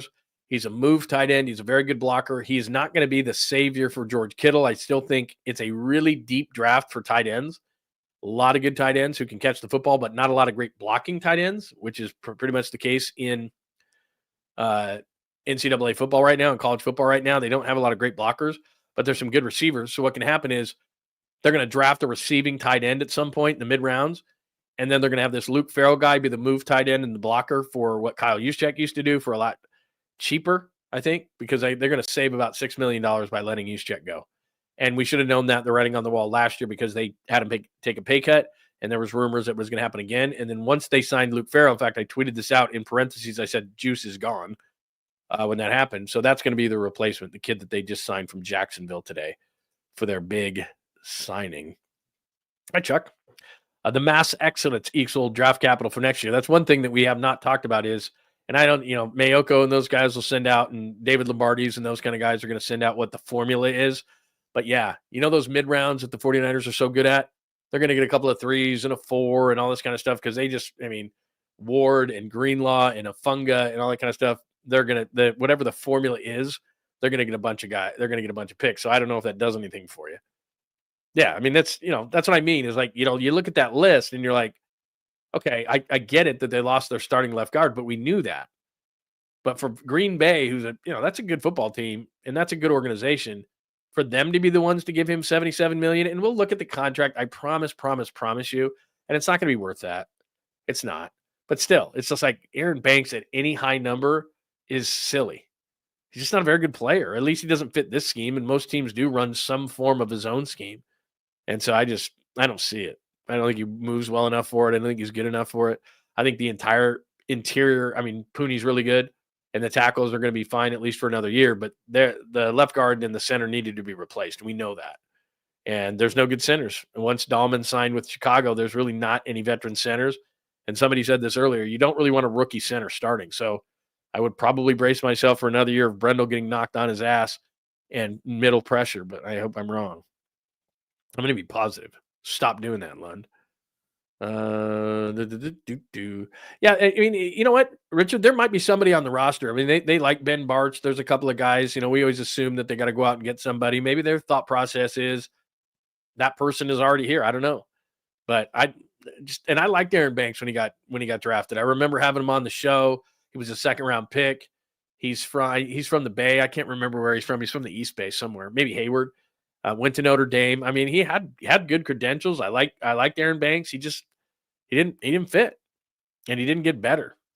Let's do some supers. Hi, Tommy. Do you think Saleh was in line for the head coach? Where are you talking about? Where are you talking about as far as the head coaching job? And as far as Dre Greenlaw, because somebody asked that before, do you think that Saleh's pissed about Dre Greenlaw? El Cerrito, there you go. You're the man. You're the man. You're the man. You're the man. He's from El Cerrito. Robert Saleh knew that this stuff was coming. I mean, I'm telling you, this is not any kind of a surprise. Oh yeah, you reminded me of that. Doors fan 91. Banks over Creed Humphreys. Oh, wouldn't that be nice to have Creed Humphrey right now? He was a second-round pick out of Oklahoma and just came in, and you could just, the minute you saw him, like, oh, that looks like a center. Because you don't want to have a center as your starter as a rookie, but that dude's a different deal. So, anyway, that's good. Somebody's bringing up a Vince Vaughn movie. This is where and I didn't even put random on the show because we're going to recap everything, but what are we talking about? What are we talking about? Where is that coming from? I need to know. Let's see. What else do we got? What else? So we're dropping the fullback and going tight end sets. Yeah, that's what I think is going to happen. I think that what's going to happen, they're not going to have a fullback on the roster, and they're going to have 3 tight ends. They're going to have Kittle. Farrell's a blocking tight end. They're going to draft a receiving tight end. I bet. That would be my thing. We should have known too, if you didn't think Juice was going to get cut. Remember when they were down in Cabo a couple of weeks ago? And I think it was Kittle's wife who went 1, 2, 3 Niners, and Kyle Juszczyk I was like, yeah, he knew at that point. Drake Nugent, undersized guy. I know that they had him in camp. He went to Michigan. I like Drake Nugent. If I'm wrong, you can tell me. I think he's like 6 foot, like 290 or something like that. It's just, man, that is so undersized nowadays. It's going to be tough. Oh, I see what you're saying, Tommy. Okay, I see what you're saying. Kyle Shanahan's not getting fired. No chance, no way, no how. The thing is, and I was telling somebody this a few minutes ago before I came on the show, when the 49ers are healthy, they go to the Super Bowl, then NFC Championship game every single time with these guys. When they're not, they don't. And so the logic from a guy like Jed York and not paying some of these guys, let me go through that list again. Let me just show you something. And I'm not defending him. This is a fact. Greenlaw, off an injury. Hufanga, always injured. Jalen Moore stinks. Aaron Banks stinks. Overpaid. Elijah Mitchell, always injured. Kyle Juszczyk, older and expensive. So I like, again, I know that you're upset about losing these guys, especially Greenlaw, but what the Niners are trying to do is they're not just saying we're going to rebuild. That's just way too surface stuff. They're saying that paying all this money, when I just got done, I'm speaking for Jed York here, $344 million, the most in the league last year, and all these guys were hurt last year. I'm not getting return on investment, and these guys are older and they're getting hurt. And I think that it's up to what he's thinking is it's up to the front office to rebuild this thing. They did it once. Kyle and John did it once. They drafted these guys, Debo, 2nd round. Fred Warner, 3rd round. George Kittle, Dre Greenlaw, 5th round. Hufanga, 5th round. All these, DJ Moore, 7th round. Brock Purdy, 7th round. Juwan Jennings, 7th round. So they've done this before. They're able to identify mid and late round guys, and those guys are what? Cheap. That's what it is. And the roster got so top heavy last year that when they had the injuries that they had no depth and no backups because they were paying all these guys who got hurt so much money. And so Jed is looking at this whole thing going, look, we went 6-11. His logic was, I don't see it. I don't see just getting these guys healthy is going to do it for us. If we go back and re-sign all these guys, then they've been hurt. And as much as everyone's going to freak out just based on the amount of players that they lost, Greenlaw's the only one that, to me, as I look at that list, hurts. Hafunga's already been replaced by Mustafa. Ward has already been replaced by Green, even though I think they need another corner. Jalen Moore is a silly signing by Kansas City. Aaron Banks is a silly signing by Green Bay.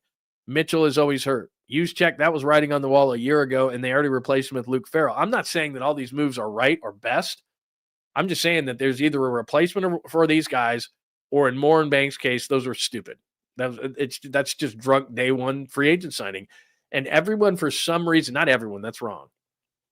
A lot of people, for some reason, think that NFL free agency is just the thing that's going to solve everyone's issues. And it's quite the opposite most of the time.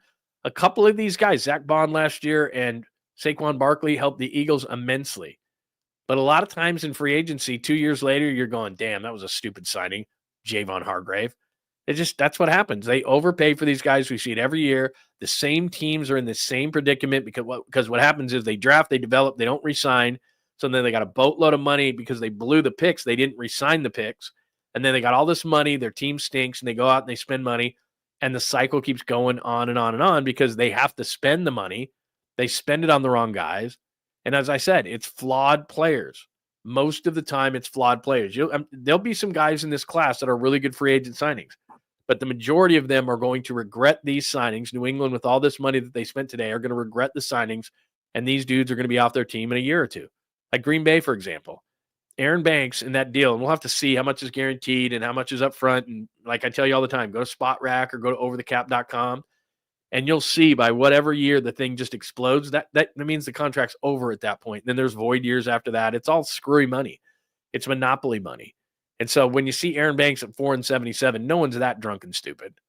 What they're going to do is you're going to look at that deal and it's going to, oh, that's really a 2-year, like Darnold's deal right now. And that's not a stupid deal, but Darnold signed a 3-110 on the surface. And the reality of it is, if you look at Darnold's contract, it's like a 2-60. And that's not a bad deal. If you're Seattle and it's like, okay, Darnold had one great year in Minnesota. So let's just see if Darnold's great. And if he is, then we give ourselves a pretty good deal where it's like, what does Darnold get? $36, $37 million a year if they stay for the third year. If not, Seattle can get out after 2 years on the Darnold deal because he did the deal because he was really good that 1 year because he had Kevin O'Connell as his head coach and Justin Jefferson and Hawkinson and Addison and all these kind of guys. And so, you know what? He was just good because he was on a good Minnesota team and he wasn't a good quarterback. But they didn't expose themselves too much in that kind of situation. So we don't know what contracts are. I keep telling you this about Ayuk's contract. It's 3-76. It's not 4-120. He didn't get 30 a year. He got 25.3, which is still a boatload. But that's commiserate with contracts that at the time, not now, because DK Metcalf signed a 5-150. But at that time, McLaurin, Metcalf, Debo, they all signed deals just like that, just a couple of years earlier. And so everyone's freaking out about Ayuk. And a year, like if this had happened, much like if Dre Greenlaw had happened a year ago, they'd have signed him. If Ayuk's situation happened this year, Ayuk would have been gone. There's no question. And right now we're hearing rumors that he could go to Cleveland. But the thing is that you're going to eat another $18 million of dead cap if Ayuk leaves. So you're already eating 31 on Debo. You're already eating 13 million on Ward. You're already eating 15 million on Armstead. You're already eating 8 million on Javon Hargrave. You're going to eat another $18 million just because you're pissed off at Brandon Ayuk's contract. There's personal, there's business. I get it. And then, by the way, riddle me this. Who's going to catch the damn ball? I don't know what Ricky Pearsall is. I have no idea. I like Jawan Jennings just fine. The wide receiver free agent list is not really good. And even though receivers, as I say all the time, are a dime a dozen, it's not like they have leverage and teams are figuring that out this year. They should have figured it out last year, but they figured it out this year. There's not a lot of great ones out there, and receivers, as far as coming into the league, they're good, but it might take them a minute. You don't know which receivers are going to be good out of the gate and which receivers are going to take you. Like Jackson Smith and Jigba for Seattle, for example. His first year, he wasn't very good. Last year, got 100 passes out of the slot and was probably the best slot receiver in the league. It just took him a year to kind of figure it out. And now without DK and Lockett, I don't know what he's going to do. A couple of more supers. Valen, good to see you, my friend. Thank you so much for the fine donation. Really thought with a fourth place schedule and the quarterback for the Super Bowl in our stadium would be the go. Blow it up next season without a Super Bowl, sure, but seems like this is Harbaugh era Jed. Yeah, let me address that. Again, I don't think they're blowing it up and rebuilding. This is not what they're doing. What he's doing is he's putting pressure back on John and Kyle to say, guys, you did this before. And I look at the list. It's a lot of guys, but it's not a lot of guys that I think they were going to keep. But I still get the gist of what you're saying, which is blow it up without a Super Bowl. I'm not sure they're blowing it up. I'm not sure that would be the case. But where you say that it's the Harbaugh era Jed, the one thing I hope is not happening here that some people have intimated, which is they've had success because Jed York realized he knew what he didn't know, which is he's not a football guy. And so when the Jerry Jones of the world get involved, when Mark Davis has gotten involved for the Raiders, when owners at any level in any sport, I should say not any level, professionally, when owners get involved too much professionally, things start to go downhill for an organization. And so when the 49ers got back on track was when Jed York stayed out of the way, when Jed York stayed off social media, when Jed York wasn't apologizing to fans for the performance of the team. He allowed John and Kyle to do their job. Why? Because Kyle Shanahan's been doing this his entire life. He grew up in it. John Lynch has been doing this his entire life. He's a Hall of Fame football player. So these guys are really smart and they know what they're doing. And he said, you know what? I'll keep hands off. But the problem is that when your team goes 6-11 and you spend that kind of money, you feel like you need to stick your nose back in there and say, guys, what am I buying here? What am I spending my money on? Somebody's got to be culpable for this. And that's what he's doing. He's saying, look, you guys have to be responsible for a team that spent the most money in the league last year and finished 6-11. Now, you and I talk about this all the time. There are things called excuses and explanations. Were the injuries last year for the 49ers an excuse or an explanation? For me, they were an explanation. Many people hate when you say that, so automatically they say that it's an excuse. But let's just put it this way, and you know how I feel about ifs. If your team has too many ifs, you're not going to be very good. If Christian McCaffrey, if Ayuk, I'm talking about health. If McCaffrey, if Ayuk, right? If Pearsall is better. If the defensive and offensive lines, especially in the interior, are better. If they can find a guy to replace Dre Greenlaw. If I think they can get a veteran free safety. If they can get another corner, because I like Renardo Green, but I don't want to be forced to start a second-year guy. So I'd like to have another corner, and then Renardo Green comes off the bench, and then Demo moves inside to the slot. If Jake Moody can get his head together. If. Too many ifs, and your team's not going to be very good. So that would be my major problem with it. And he's sticking his head in here going, hey, guys, I spent all this money. I'm not a silent partner, even though I will allow you to do your job. I'm not a silent partner. Tell me what the plan is. And I will reiterate to this because I know everyone's panicking, but the only guy in that list that I think they would have signed a year ago that they didn't sign is Dre. The linebacker number went up when all those guys started to get signed last night. And if this was a year ago, emotionally, they would have signed him. Hufanga, they wouldn't have signed to that number a year ago because of Mustafa. Ward was leaving anyway. Moore and Banks, like I told you, are drunk signings. Mitchell's hurt too much. And Juice is not because they aren't going to spend money crazy anymore. They got Luke Farrell, who probably costs actually more at 3 and 20.25 than Kyle Juszczyk. They wanted better performance out of the position because they've got to go back to being a smash mouth football team. And Kyle Juszczyk doesn't accomplish that. He's a lot to me like Jonathan Allen, who went to visit Minnesota today, the defensive tackle of Washington. Great name. I wouldn't be excited if the 49ers signed him. He's not that good. Joey Bosa, same thing. Great name. Wouldn't be excited if the 49ers signed him. That's just kind of how I feel about it. But good. That's a great point, Valen, and thank you so much for the contribution tonight. I really appreciate it. What else do we have today? What else do we have? What else is everybody thinking? Hold on 1 second. That's what I have today. Look at all that money. So Juice gone, Dre gone, Funga gone, Banks gone, Moore gone. I don't have Ward up there. There's Darnold bottom left going to Seattle. Joey Bosa, we don't know. Jonathan Allen, we don't know. That's what the new tight end Luke Farrell of the 49ers looks like out of Ohio State, if you remember him there. He's definitely more of a blocker. So that's what he looks like with the Jags. Guess I weigh 89 here. So that's what it looks like. There we are. What else do we got? Anything else? Anybody got any questions, comments, thoughts? on this whole thing. I want to make sure we jumped on tonight and made sure that we had this thing going. By the way, I did pop up. If you guys didn't see it, you can go back when I put the chapters up. I did pop up who's left and who's available. So we did that on the chalkboard, episode 84, just to go through the chalkboard real quick. Episode 84, free agency day 1, mass exodus, only Dre Hurts. I don't know what drink money is. I must have misspelled something. Now what? I showed you NFL free agents, good and bad from day 1 and still out there. I gave you still out there. As far as good and bad from day 1 on a national level, by the way, like I said, there's a lot of drunk teams with the money. Milton Williams, big contract with the Patriots. I don't love it. Josh Sweat gets $4.76. I get it. With the Cardinals, don't love it. Unfortunately, I like what Seattle did by trading Geno Smith and getting Sam Darnold, who's 7 years younger. So I think that was a great move by Seattle. We'll see what happens with DK Metcalf. They need receivers big time there. Other signings I liked. Let me just go back. Let me look at this thing real quick. Hang on one sec. Let me just pop that back up because if you're new, maybe you missed it. Let me see what else I liked and didn't like. Let me share the screen real quick. What else did I not like and did like? Let's see this real quick. Here we go. Darnold, I like I said, Justin Fields, that's a terrible signing. Sorry. I like the guy. He's a great athlete, but he doesn't see the field. I have no real opinion on the running backs. Devontae Adams with the Rams could be really good because Stafford's just really good, and you got Puka Nacua there.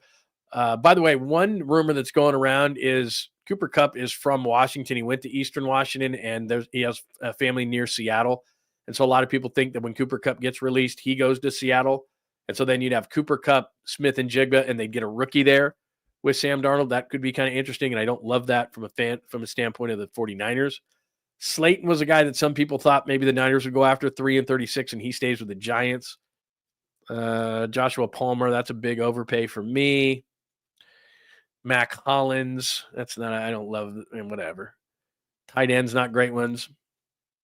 Ronnie Stanley, that's a nice signing by Baltimore, 3-60. A lot of times when you see guys get re-signed, that's what I'm talking about. Like the deal for Dan Moore, he's so average.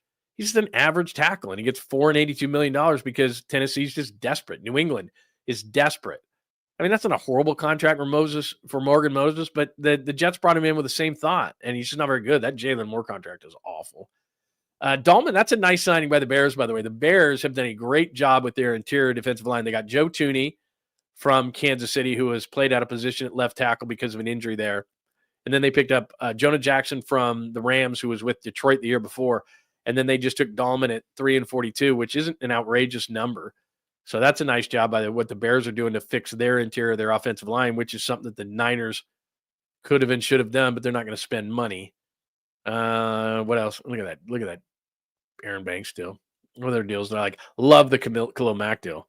Mack's 34, but he doesn't miss games, and he was the 4th-ranked edge rusher last year, and he's awesome against the run. And he's a guy that you can have outside against the run and inside on passing downs because he's that big and strong. Don't love the Sweat deal. Reddick, who wanted all that money from the Jets, settles for 1-14, but 12 is guaranteed. That's a good signing by Tampa. What else do we have there? Nothing else gets me going. That Milton Williams deal blows my mind. He's not a bad player, but 4-104, they're going to regret that. Grady Jarrett is old. That was a bad signing by the Bears. Jaron Reed, that's not bad. Poona Ford was one of the guys I liked for the Niners. He's not as good as what he played last year, but he was a top 5 defensive tackle according to Pro Football Focus, and he cashes that in at 3-30. The Niners were never going to do that. Wharton is an overpay. He had like 8 or 9 sacks for the Chiefs, but he's like 285 pounds, and I just think he's too small inside. DJ Jones, as we said, hurts. I would have liked to have seen DJ Jones. I think that's a good signing by Denver to keep him, even though it's a little bit of an overpay, but still not bad. He's a nice player. Who else do I like? Anybody else I like there? You know what? I hate saying this, but Ernest Jones is a really good player, and he was with the Rams, then Tennessee. 3-33 is a good deal for him. Sherwood was a guy that I was pounding the table for the Jets. I liked him. Watch Kendricks right there. That's going to be a name. What else do we got? Reed, I would have liked. Ward, that sucks to lose him. Murphy went back to Minnesota for 3-66. Samuel's a guy of a name. Darius Slay went to Pittsburgh. That's not on there. Not great signings. The Bynum signing I like, even though it's 4-60. Everybody's overpaid. Bynum was a guy I wanted to go. He was the one a couple of years ago that got the interceptions against Brock, and he went to Cal. I would have loved him as a free safety. Same with Morig, but 3-51 was going to be too rich for the Niners' blood. That's a nice signing too. Okay. There you go. That's it. Decent signings today. It wasn't a great free agent class. That's the other thing too, is everybody wants to, free agency. Whoa, I want free agency. You know what? It wasn't a good free agent class. It just wasn't. It was not a good free agent class. So a lot of teams overpaid for guys. I understand the frustration for 49ers fans in losing the guys that they lost, but most teams overpaid, and there wasn't a lot of great names out there. This is what it was. T. Higgins was going to be the best free agent out there, and he's a number 2 receiver for the Bengals, and they franchised him. So not great. It wasn't a great free agent class. It wasn't going to fix everything. The bottom line is, and a couple of people have mentioned this tonight, the Niners have to draft their asses off. That's just what happens. Philly's done it the last 3 years. Detroit's done it the last 2-3 years. The Rams have done it. The Rams were in this exact position as the 49ers, 2-3 years ago? And what did they do? They nailed the defensive line drafts. Not only Jared Verse and Fisk last year, but Byron Young, the year before that. And Aaron Donald retired, and nobody even talks about it anymore. And they got Kyron Williams in the 2nd round, and they just, they got Puka Nacua in the 5th round. Like, they just nailed it. That's what they've done. The last couple of 2-3 drafts for the Rams, they've nailed it. And that's where the Niners sit. Because remember, after they won that Super Bowl, they tore everything down. And then they lose Aaron Donald and all that kind of stuff. But they kept Stafford, but they tore their offensive line down. They rebuilt that. They rebuilt their defensive line. That's where the Niners need to be. Rebuild the trenches. The offensive and defensive lines, go heavy into the offensive and defensive lines in this draft, and you can get yourself back on track. I really believe that. And I keep saying this. Greenlaw's the only one to me that's a painful loss, even though it's a large amount of players to lose. I'm just simply saying that it's not impossible, because the Rams did this 2-3 years ago, and they did it with not only the first rounders, but we're talking just like the Niners did to build this thing where it is, or where it was, 2 through 7. You got to nail those picks. Philly's done it. The Rams did it. Detroit does it. That's what you got to do. They got to have those kind of drafts. Hi, John Holmes. It's not a soft reset. I get what you did there. Not a rebuild. Let's see what happens over the next few weeks, and then in the draft before going into convulsions. That's not normally what we fans do. We go into convulsions first, and then we become rational a little bit later once we settle down. But your point is very well taken, which is everyone freaked out today, and everyone's posting, and all the Niner insiders like, oh my God, look at all the guys they've lost. And I'm like, to me, it's the quality over the quantity. I don't care about the quantity. Like I said, Jalen Moore, Aaron Banks, guys like that, I don't care. Kyle Juszczyk is a great name. He wasn't a great player anymore, and they don't utilize him. So he wasn't going to be a guy that they should have spent money on. And I know that everybody loves the guy, and he's a great guy, and his wife makes the cool jackets and all that kind of stuff. I dig it. Like, I like it. But this is what we're talking about with Jed York. He's like, look, man, we're going to go substance over style. Too much style here. We got to bring back Kyle Juszczyk. Oh, we got to bring back Dre Greenlaw. Greenlaw hurts. And a year ago, they would have brought him back, but he's going to change that, and he's going to put the pressure back on John and Kyle to do magic again. Hit the drafts again. How about hitting a first-round pick at 11? That would be nice. So I guess right now we're going to keep our eye on Brandon Ayuk. Anything new on Ayuk? I think that most people are like exhausted from the first day, but right before I got on the air, I saw maybe that Cleveland was looking at him. So let me just see one more thing here, because Silver is talking about some things. I need to get him on. Let's see here. Talk to someone familiar with discussions. He's talking more about Bosa. Okay, so that's it. If you missed that, both the Dolphins and the Niners have reportedly offered Joey Bosa deals, but under $10 million. Says this is Silver. The 49ers and Dolphins have each made offers to free agent edge rusher Joey Bosa in the same relative range. He'd get less than $10 million in either scenario. Again, I believe that they are incentive heavy, is what I've heard. So, thank you, John Holmes, for that. Thank you. I flashed that one up there, but that was a great question by Valen. Tommy, did I get yours, Tommy, as well? 49ers. Oh, you're saying if Kyle gets fired. I don't see it. I don't see Kyle getting fired. I would see, I'll tell you this, before I see Kyle getting fired, I see Kyle saying to Jed York, I don't think you're all in. Can you let me out of my deal? I think John Lynch would say, you know what? I don't think we're all in. I'm only here to win a championship. He wouldn't go to another team. I think he would just go to the broadcast booth. That's where the team is kind of done this this particular version of the team is done, like the Harbaugh years, is that if this team doesn't win this year, because remember, 2020 had a lot of injuries, and Jed York said, okay, I get it, a lot of injuries. They bounce back. They go to the NFC Championship game. Jaquiski Tartt catches a ball. That'd be really nice, and they'd be in the Super Bowl playing Cincinnati. The next year, they go to the NFC Championship game. Brock's arm falls off. That's a bummer. The year after that, they go to the Super Bowl, lose to Kansas City in overtime. Ugh. And then last year, everything caught up to them, and they had a bunch of injuries.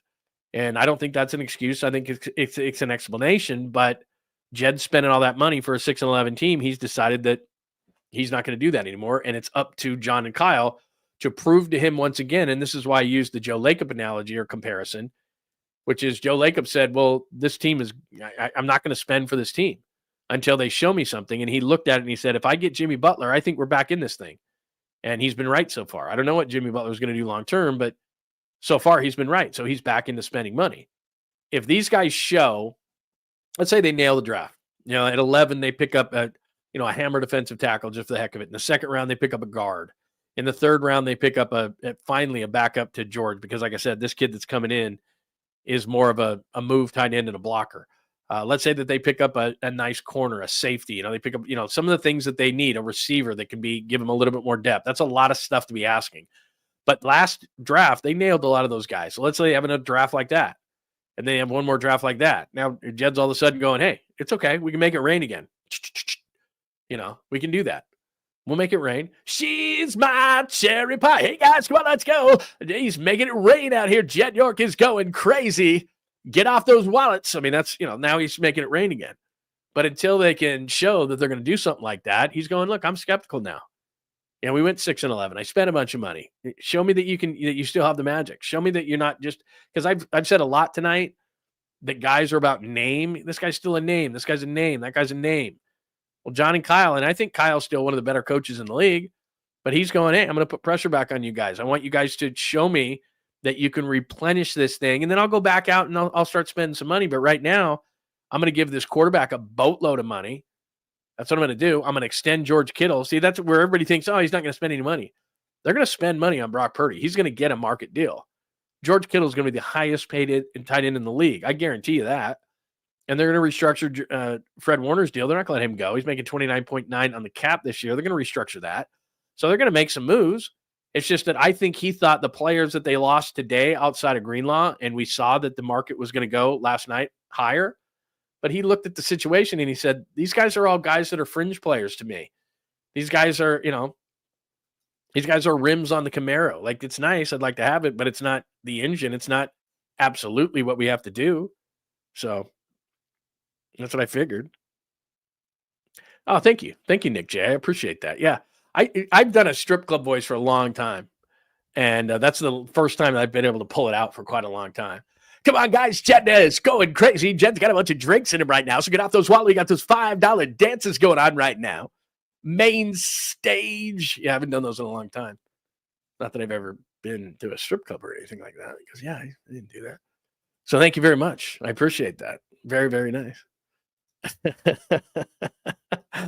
Hello, Mike. Very good to see you, my friend. They're all gonna laugh at you. That's a great album, by the way. Do they do comedy albums anymore? They really don't. That was a great comedy album. They're all gonna laugh at you. The Adam Sandler comedy album. Like, no, we used to sit around and watch and listen to Cheech and Chong comedy albums. Nobody does that anymore. Let's recap. If you're just joining us, thank you so much. John Lund Unleashed. We're doing a nighttime show. So, like, if we were a normal, like in the morning, we do 8 to maybe 10 past 10. And I had to go to the dentist today. So the numbness is finally wearing off of my, see, I got my white teeth going. The numbness is wearing off of my mouth now. But when I got home at about 3 o'clock, first of all, I had the nice, the nitrous and all that kind of stuff. And I'm trying to check my phone because I'm worried about, oh, there's going to be stuff and I'm going to miss it all. And I did miss a couple of things. And then I got home and I thought, well, God, I got to do a show. And then I thought, well, this has got to wear off because I got the numb stuff going. And then Vegas Sports and Information Network, they called. They're like, hey, can you do something at 7:15? I was already going to do something at 7 with you. And then so we pushed it back to 7:30. And I think we ended up going to like 7:35. So anyway, we had to recap today. We couldn't wait till tomorrow. We'll do it again tomorrow at 8 a.m. But we had to recap and we had to talk tonight so that everybody could be kind of a contributing member to society, so to speak. because we couldn't just go to bed with this without, you guys being able to have some kind of a forum to do something. Let's see here. What else do we got? Anything else new today? Let's see. Okay, nothing new. Just want to make sure. All right. Nothing new on the free agency front other than that what we've already talked about, what we already know. We've gone over everything on the chalkboard as far as that is concerned. As we look at that, episode 84, free agency day one, mass exodus, only Dre Hurts. Now what? Showed you that. NFL free agency, good, bad in day one, and still out there, which we've done. Make sure that you're subscribing to John Lund Unleashed on YouTube. And you see that little logo? So my logo's in the right-hand corner there, John Lund Unleashed. In the other corner, that's Bay Area Sports Collective. So Bay Area Sports Collective on YouTube, make sure you subscribe there too. Put the alerts on both places so you know when shows are on, like when Paulie's show is on, when Tommy's show is on. So put those alerts on. We are on every weekday, Monday through Friday, 8 a.m. to whenever. And then on Saturdays, we're on at 10 a.m. And as we're doing this show, whenever it is warranted, we'll pop back on. So make sure that you have your alerts on so you know when we're going as well. But Bay Area Sports Collective is me, Tom Tolbert, and Paulie Mack, along with Creative Tony. And so you don't want to miss their shows as well. Thanks to those who are watching right now as I'm looking at Instagram. Ton of people watching on Instagram tonight. Very, very cool. So Instagram, thanks to everybody for watching there. At John Lund Radio, you can come on over to the chat room. We'd love to have you. And at John Lund Radio, we are broadcasting live on, as I tell you, on X, at John Lund Radio. So you can keep up to me there. If you want to, just go to the website. That's the best place to do it. JohnLundUnleashed.com. And you got all the social media. You got archives of the shows. You got archives of the podcast. And I've still got to write tonight. I need to write about what happened in day number one in free agency. So I'll write a recap of day number one before we go on the show and live tomorrow at 8 a.m. Anybody else with any thoughts tonight? I want to make sure I got to all the supers. Nick J had a super tonight. Mike had a super tonight. John Holmes, everybody. Thank you so much for the supers, everybody. Makes my night. Tommy had a couple of supers tonight talking about Sala in line. If Kyle got fired, I don't think so. Oh, did I mention this? I didn't hit this one up. Hi, John. I hope you're still here. New team motto, Moneyball. I'm not going to go so far as to say the A's. They're not going A's. Although, what the hell's with the A's signing guys once they get to Sacramento? They didn't sign anybody in Oakland, and then it's like they go to Sacramento, and all of a sudden they have money. But hi, John. It's good to see you. Hope you are still here. Make sure I got to yours today. The Moneyball Niners. I'd still say that the Giants are still way more afraid. And that's what you said, Bill M. When did the Niners become the Giants? I think they became Joe Lacob before Jimmy Butler. Is that they're saying, look, man, unless we show something, you show me something and I'll go spend money again. That's what Jet is doing. Look, I still want to win, but you show me that you can do that magic again and you can hit the draft. And then I'll open up the purse. But if not, sorry, man. Can't do it. We shall see. We shall see. If it was up to me, I think that I'd like to have everybody together. I think that would be the strongest thing. But we're going to see. We're going to see. Thank you, Nick J. Very nice to see you in here. If you are new in the room, thank you very much. I don't know if I've seen this name before, but thank you. You're talking about Darrell Luter Jr., and I appreciate you coming in.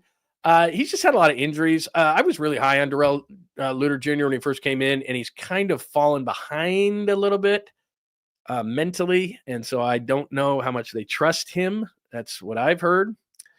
Let's see. Dentist is code for prostate exam. No, if I had a prostate exam, Moon River. That was my worst effort at that ever. Moon River. A little better.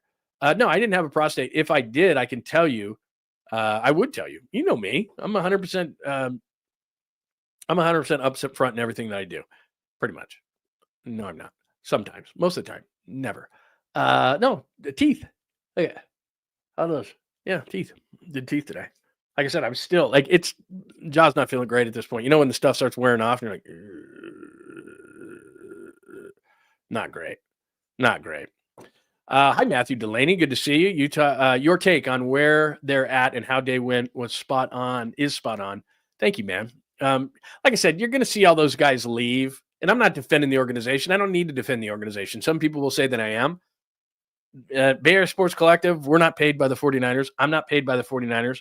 That's a wonderful jersey that the Niners gave me But I'm not paid by the 49ers. I'd like to see them win because I know a lot of people within the organization. But look, the thing about this show is, and that's why I called it Unleashed, I'm not going to, for years on the radio, you've got to play the political game because you carry the Giants or you carry the you carry the Niners, you carry the Warriors, whatever.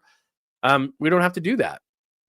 If I was pissed about what the Niners did today, I would tell you I was pissed about it. There's nobody's going to give me a call. And I've always done that too. I've just been throughout my career, I've done this. And for those who are new in here, I've told this to everybody who comes in on a regular basis. So I'll reset it now. As long as I don't go personal on somebody, as long as I am personally not attacking someone, then I'm fine. If I keep it between the lines, I can defend it. I've run radio stations in my past, and hosts and people, I've gotten those phone calls from angry organizations. I was in Detroit and they had a red bat phone the year they went 0-16. And there was a red bat phone and there was a guy named Bill Keenest and he literally looked like the devil. And Bill would call this red bat phone. And when he didn't like something, I was on the morning show there. And if he didn't like something, my hand should be up here. If he didn't like something we were talking about, the red phone would go off and you could see it. And we didn't care. We were just like, we've got to say what we've got to say about them. So I feel that way about the Niners. I'm not attacking them in any way, shape, or form. But like I said, I'll just pop this up one last time. Dre Greenlaw hurts. I don't think there's any question. And a year ago, they would have re-signed him. Hufanga, they have Mustafa. Ward was never coming back. Moore's a wacky overpay. Banks is even a wackier overpay. Mitchell's hurt all the time. Juszczyk, we knew was getting released. That would have happened whether Jed decided to change things up a little bit or not. And they brought in Luke Farrell to replace him right away as a move tight end blocker. So I understand that losing all those guys at once is like, damn, that's a lot. But I'd rather have quality over quantity. And from the quantity that is leaving, other than Dre Greenlaw, there's not somebody there where I go, damn. I like the fun guy, I really do. But he was hurt too much. And Mustafa, right now at this point, be honest with me. Would you rather have Mustafa or Hufanga? And remember, Mustafa was a 4th-round pick. He's not making anything, and that matters. The fact that Mustafa is going to come in and not cost a lot for you, that's what Jed York is talking about to these guys.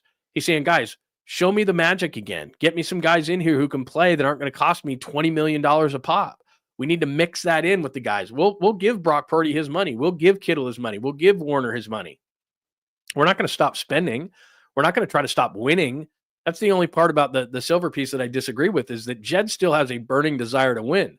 There still is a desperation to win amongst the 49ers. But I think where he saw the 49ers get old in the Harbaugh era, they just waited to the end and burned that thing to the ground. Now, finances were different back then too, but they didn't replace anybody, and therefore it died. And what he's saying is, look, we're going to let some of these guys who I think are non-criticals, we're going to let them go. And you got to be able to replace not only the criticals, but the non-criticals, because we're not going to pay Jalen Moore, and we're not going to pay Aaron Banks, and we're not going to pay Hufanga, who's hurt, when we have Mustafa. To me, that makes sense. And I'm not defending the organization. That makes sense. I'll say it for the 100th time this show. Losing Greenlaw hurts. There's no question about it. He would have been the guy that you would want to keep, but justification when you say a guy played 34 snaps off of an Achilles, but my counter would have been, who else you got? Because Ernest Jones and all these different guys, Bolton, they all resigned. So that's going to be a tough position to replace. They're going to have to find somebody long-term in the draft and maybe Kendricks in the short term to replace him. So that's not going to be an easy one. I'm not going to lie on that one. Not that I would ever lie, of course, to you. But I just replacing Greenlaw right now, there isn't anybody on the roster. There's not. Ooh, I like this. You're new into the room. I dig it. Let's talk Niners. What's up, Faithful? How are we feeling after today? What is just the general sense? Because like I said, I'm not really down on it. I totally understand. And I just mentioned quantity over quality. Look, they've got to get a couple of free agents in here. I'm not panicking on the whole thing. But there's a couple of guys, as I've showed you the list a couple of times over, who's available. I've showed it on the list of today's show. So if you missed the show and you just joined us, go back. I'll put the chapters up and you can just click right on it. It'll AI generate and just like, there's the chapters. Oh, this is when they talk about who's available. So we went through that. I popped it up on the screen. There's some names out there that could absolutely fill some holes for the 49ers, at least until some of these rookies that they're going to bring in are ready to go. But there's no question. This draft for the 49ers has to be a hit. So when everybody says, like I said, I was on Vegas Sports and Information Network before I started up the show tonight, and they asked me about the future of the 49ers. And I said, look, This doesn't look great, but the future's not written because the Niners have shown the ability to be able to put together a draft where they nail 4 or 5 of the picks and they're right back in this thing. And that's what Jed York wants the organization to do, is go back, nail 3, 4, 5 picks in a draft. And they did that last year. So do it again. And then you and I can talk again, and I might distribute out some money, but I'm not going to just keep throwing out dumb money. Is Curtis Robinson not a free agent coming off that major knee injury, though, right? So that's it. Papa J is the man. Thank you. Don't forget to like and subscribe on John Lund Unleashed and on the Bay Area Sports Collective. So how are we feeling? What is it? I mean, you're looking at that list as a Niner fan, and you're going, oh, man. So how are you feeling? I'd love to know. Let me see how people are feeling. Let's see here. Let's do it. Let's pop out there. Great question. Thank you very much for bringing it up. My feeling is, Baba Booey. This is business. It happens. Don't feel good to see well-liked players leave, but it's part of the game. See, look at that rational thought right there. Very nice.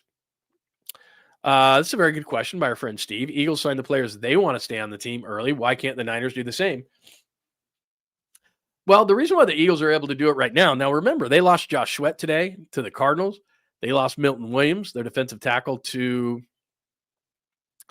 New England. They lost Darius Slay today to Pittsburgh. So I get it. I understand what you're saying. That seems to be the case. My guy Becton hasn't re-signed there. He's a guard that's a free agent. Who else does Philly have? They re-signed Zach Bond, one of their own. They did that. He's really good. And then, but the rest of the guys, here's the key, and this is why I keep saying this with the 49ers. Now, they re-signed the quarterback. He makes a bunch of money. Lane Johnson, their right tackle. They've re-signed their offensive line. They signed Landon Dickerson, one of their guards, to a big deal.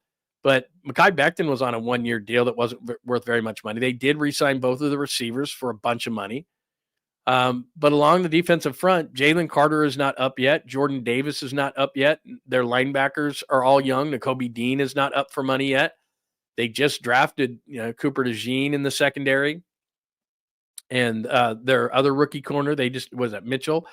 So those guys, Quinyon Mitchell. So they got a bunch of young guys, and that's what Jed York is talking about here is, look, I'll re-sign guys, but you got to mix with the young guys, and that's the same thing Detroit is going to do. Aiden Hutchinson still isn't up on his deal. Now they're going to have to pay him a lot of money, and that may change some things. Jared Goff is making money, but think about their young team. Amon-Ra St. Brown just got paid by them. They've paid a few of their offensive linemen. There's no doubt about it, but they've got a lot of young players. A Brian Branch, their linebackers aren't making a ton of money. They've got some young guys on that roster who, because they've drafted so well over the last few years, Gibbs, the running back, isn't making any money. So they're mixing it. And that's what I'm talking about with the 49ers is they got so top heavy financially that all Jed York is asking for, and it's a big ask, is to say, look, we're some of these fringe guys that we don't necessarily need, that that are not the engine that drives this thing. We're not going to overspend those guys. And you guys are have to go back into the draft and make some smart moves before I open up the wallet at a really high level again.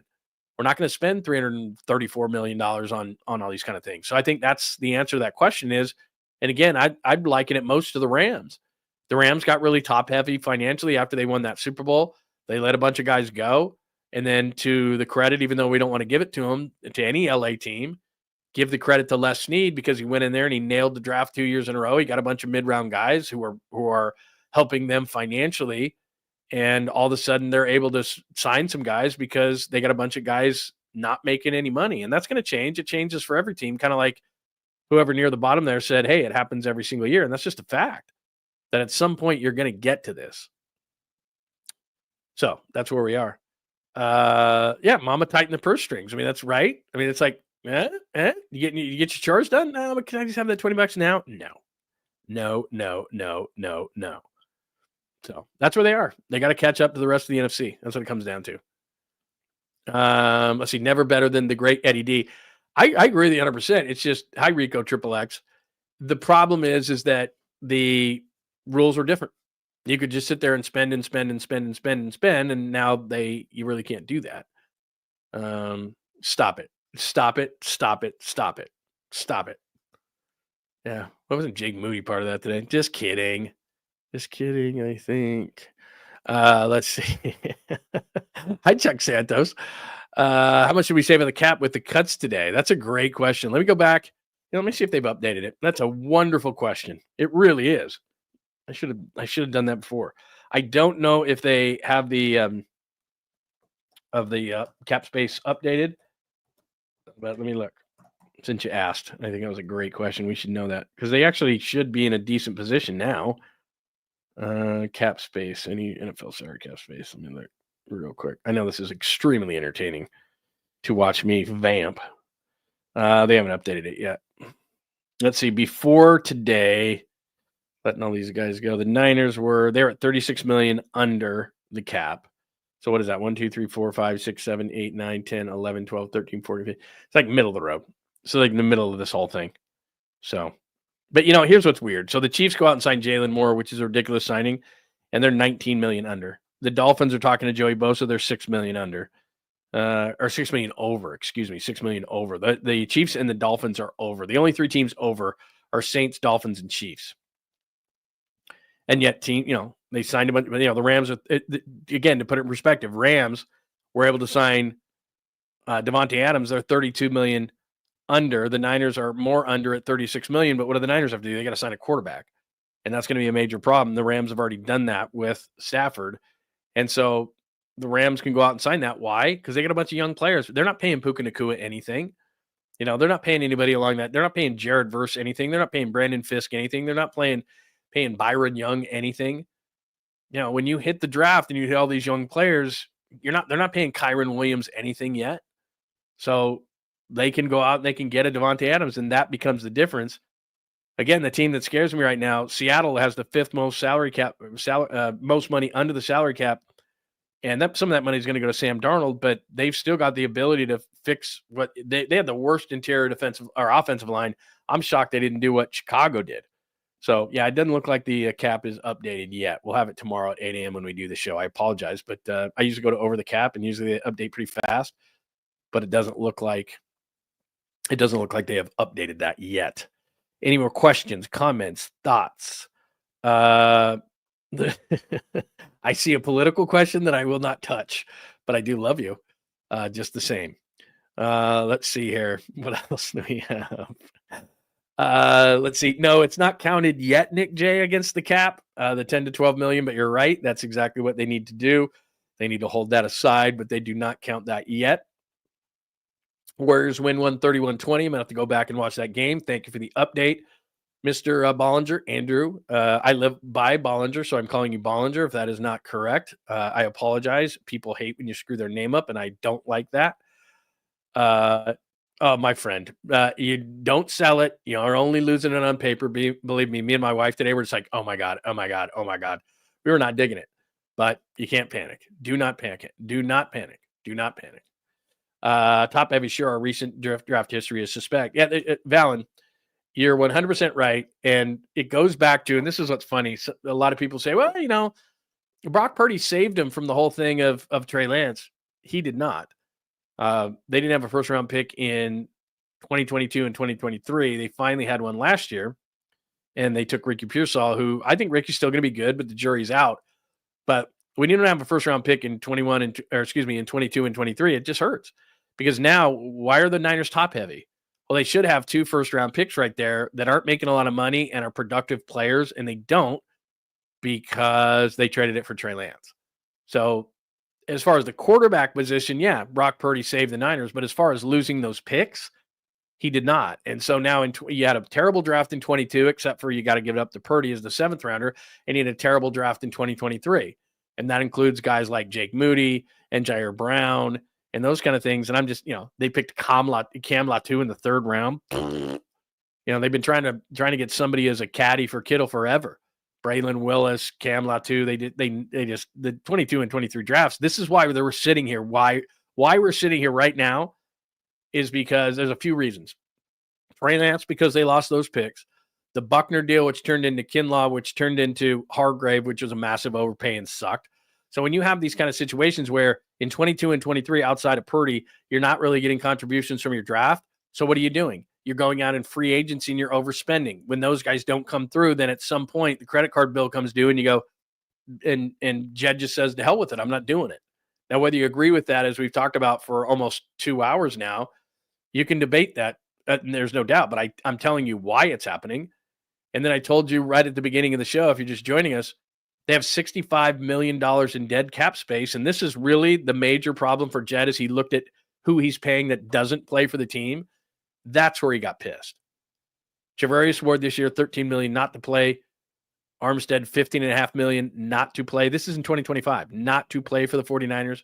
Deebo Samuel, $31 million not to play for the 49ers. Hargrave, $8 million not to play for the 49ers. He's looking at $65 million, the most in the league, for players not playing for him. And he's going, what are we doing? And that's why, again, if Ayuk is traded right now and I don't know anything about it, I saw a rumor right before we went on the air here that maybe the Cleveland would be involved or interested. And look, they need another receiver.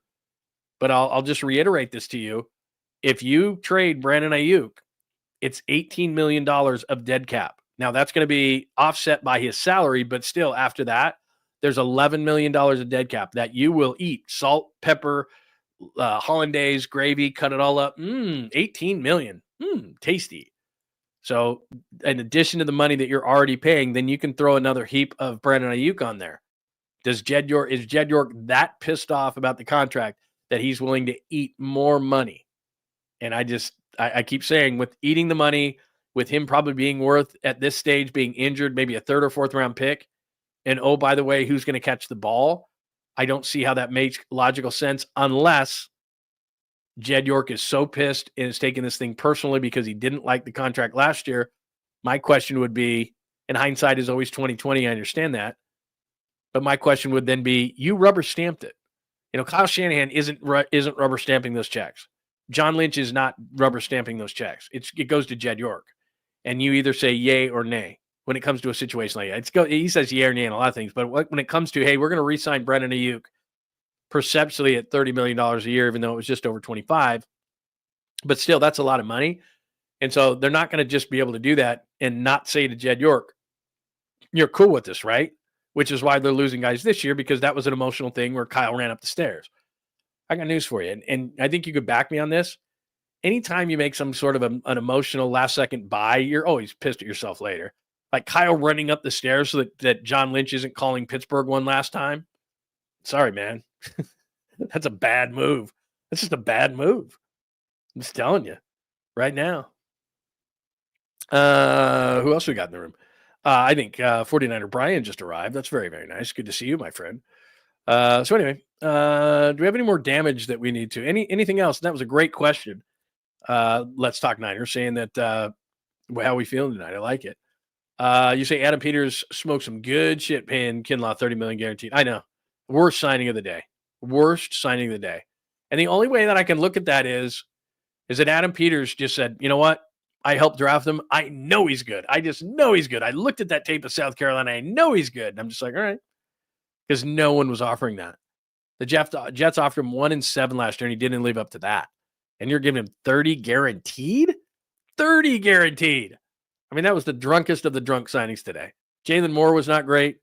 Aaron Banks was not great. Dan Moore was not great of some of the signings today. Milton Williams, the Patriots had boatloads of money. He's a product of winning a Super Bowl and being part of that defensive line. 4 and 104. That was a drunken signing because New England had too much money. But for my, if I was picking, and I am picking. If I'm picking the worst signing of the day today, it's easily Kinlaw. There's no way you need to give him $30 million guaranteed. There's no stinking way. But that's Adam Peters going, I helped draft him. I watched the tape. I'm 100% sure he's going to be great. But now I'm going, well, he has a knee injury and he has this. And, look, he looks awesome. When you walk up to Kinlaw, he could crush your face with his hand. I mean, he is a massive dude. And I've been around tons of, big human beings in my life covering these sports. NBA players are the most ridiculous, but still a lot of NFL players that are big. There's big, and then there's Javon Kinlaw. Like, he is a big monster man with like these long ass, massive vines for arms. I mean, you look at him and you're like, this guy has to be great. And that's what happened with Adam Peters today. He's just like, I saw it. I know it. And it's like, no.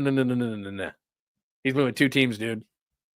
You didn't need to give him $30 million guaranteed. When I saw that today, because people who were with the morning show this morning knows what I knew what I did. I saw that he signed. I didn't see the number because I was staring at my iPad the whole time, and I'm quickly going through all these different places where I find stuff. And when I saw that Kinlaw signed with Washington, it didn't surprise me because Adam Peters was there, who helped draft him in 2000. What was the year? Whatever it was, 19, whatever Kinlaw was drafted, 20, because it was after Buckner and after the Super Bowl. So it didn't surprise me. And then I saw the $30 million guarantee, and I didn't fall out of my chair, but I felt like I could have. I was like, you've got, because I did. I said, I think I said, like, okay, last year got 1-7, maybe he got 10, maybe he got like 1-10 or something, which I think is outrageous anyway. And he got 30 guaranteed. I was like, oh my God.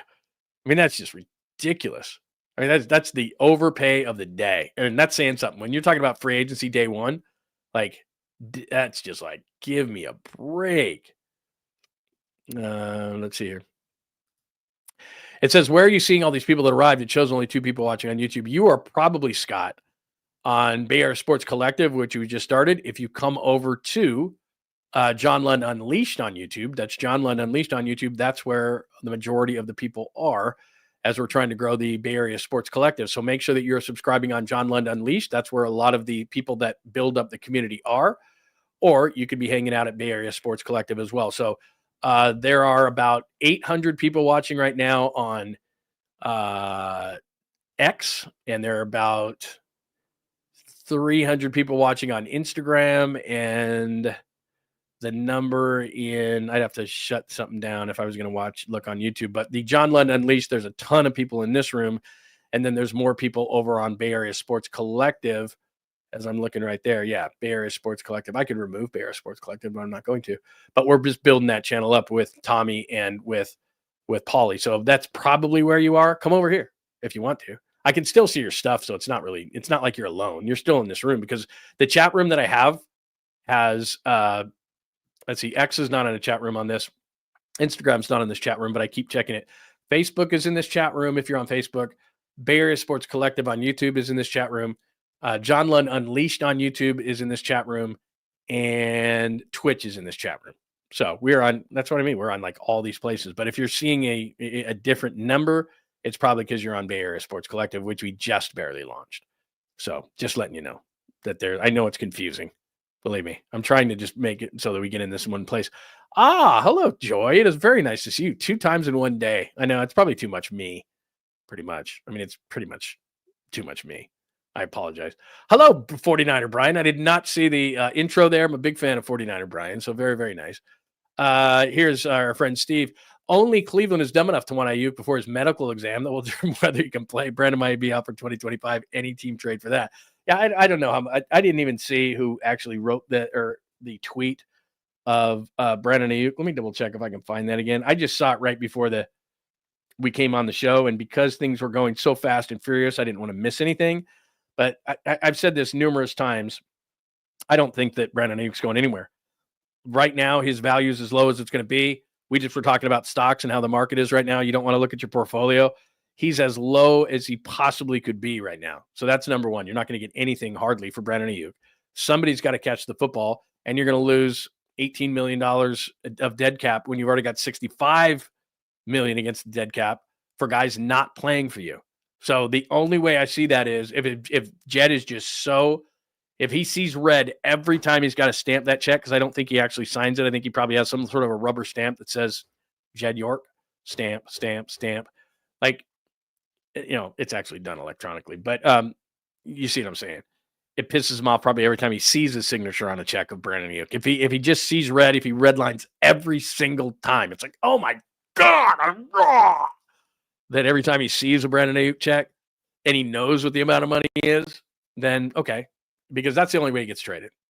If it's an emotional trade that Jed York has just said, I can't deal with this guy anymore, then maybe so. But generally speaking, that's not how it goes. I mean, you've got to separate the two. You've got to separate the two. Let's see. Hi, Dank. Yeah, I know everybody was ready to bounce. I do this all the time. I'll be like, hey, I got to go, everybody. And we've been going 2 hours. I said I'd do a couple hours tonight. We were at exactly 2 hours, but everybody keeps jumping in and they want to ask more. Everybody, and everything else. So yeah, I like to make sure that we do that. So anyway, any other questions, comments, thoughts? Everybody jumping in tonight. I really appreciate everybody stopping by. I really felt that it was very important that we addressed everything while everybody was talking. And everybody wanted to kind of buzz about this whole thing. But we went through, again, if you missed it, just go back to the beginning of the show. You can rewatch it if you missed any of it. And I'll put the chapters up if you're new. What I do is right after the show, I shut it down, I download everything, and then I put the chapters up. And then you can bounce to any part of the show that you want to, because we went through what do you do now? We showed you who's still available. We went through all those things a little bit earlier on in the show. In fact, I did it a couple of times. So if you want to make sure that you know, like, okay, well, who's left, Lund? Who's left? A bunch of people left still. So don't panic on any of those kind of things. Scott, I agree with you 100%. Says the only move I did not like was the Greenlaw move. I would agree with you. In the past, I think they would have overspent for him, but this is what Jed means. They're great linebackers in the draft, but D played different with Greenlaw in the linebacker. Agree 100%. I don't have insight into this, but I'll just tell you, I think Eric Kendricks could be a guy short term, and then you draft a linebacker or two, because I think they need to. I think I got a pretty elite strip club voice. Hey guys, get off those watts. Come on, they're working hard to keep you guys. Let's go, guys. $1 bills are not going to get it done. Let's get some 5s and 20s going there. Hey, she's on main stage. Her name's Crystal. She's working hard. She's brand new with the Spearman Rhino. That kind of thing. But I rarely go to strip clubs. I haven't been one in years. But that's not that. I mean, I might have missed my calling, to be honest with you. Hey, Mark 187. That's a great call right there, by the way. I like him. I really like him. He's a nice defensive tackle. He'd be a nice rotational piece. They are really dying to get somebody in here as far as interior defensive tackle. So that's a nice one as well. Oh, did you check out the tape? By the way, I have this up if you're a Niners fan. This is a cassette tape from, was it the NBA Finals in 1998, Game 2, courtside, Jordan's Bulls versus the Utah Jazz. And I was a courtside reporter for the Utah Jazz radio network. And I chased Steve Young all around the place. The place was absolutely packed. I'd already gotten told no by Jack Nicholson and Woody Harrelson and all these stars. And Steve was nice enough to stop, but he kept trying to ditch me, and I had to follow him around. And anyway, I found this tape over the weekend, and I got a digital cassette recorder to put into my computer, and I downloaded it, and I've uploaded it to YouTube. So during the week, I'll play it on the show. But if you want to hear it, you can hear it on my YouTube channel, John Lund Unleashed, and it's hilarious.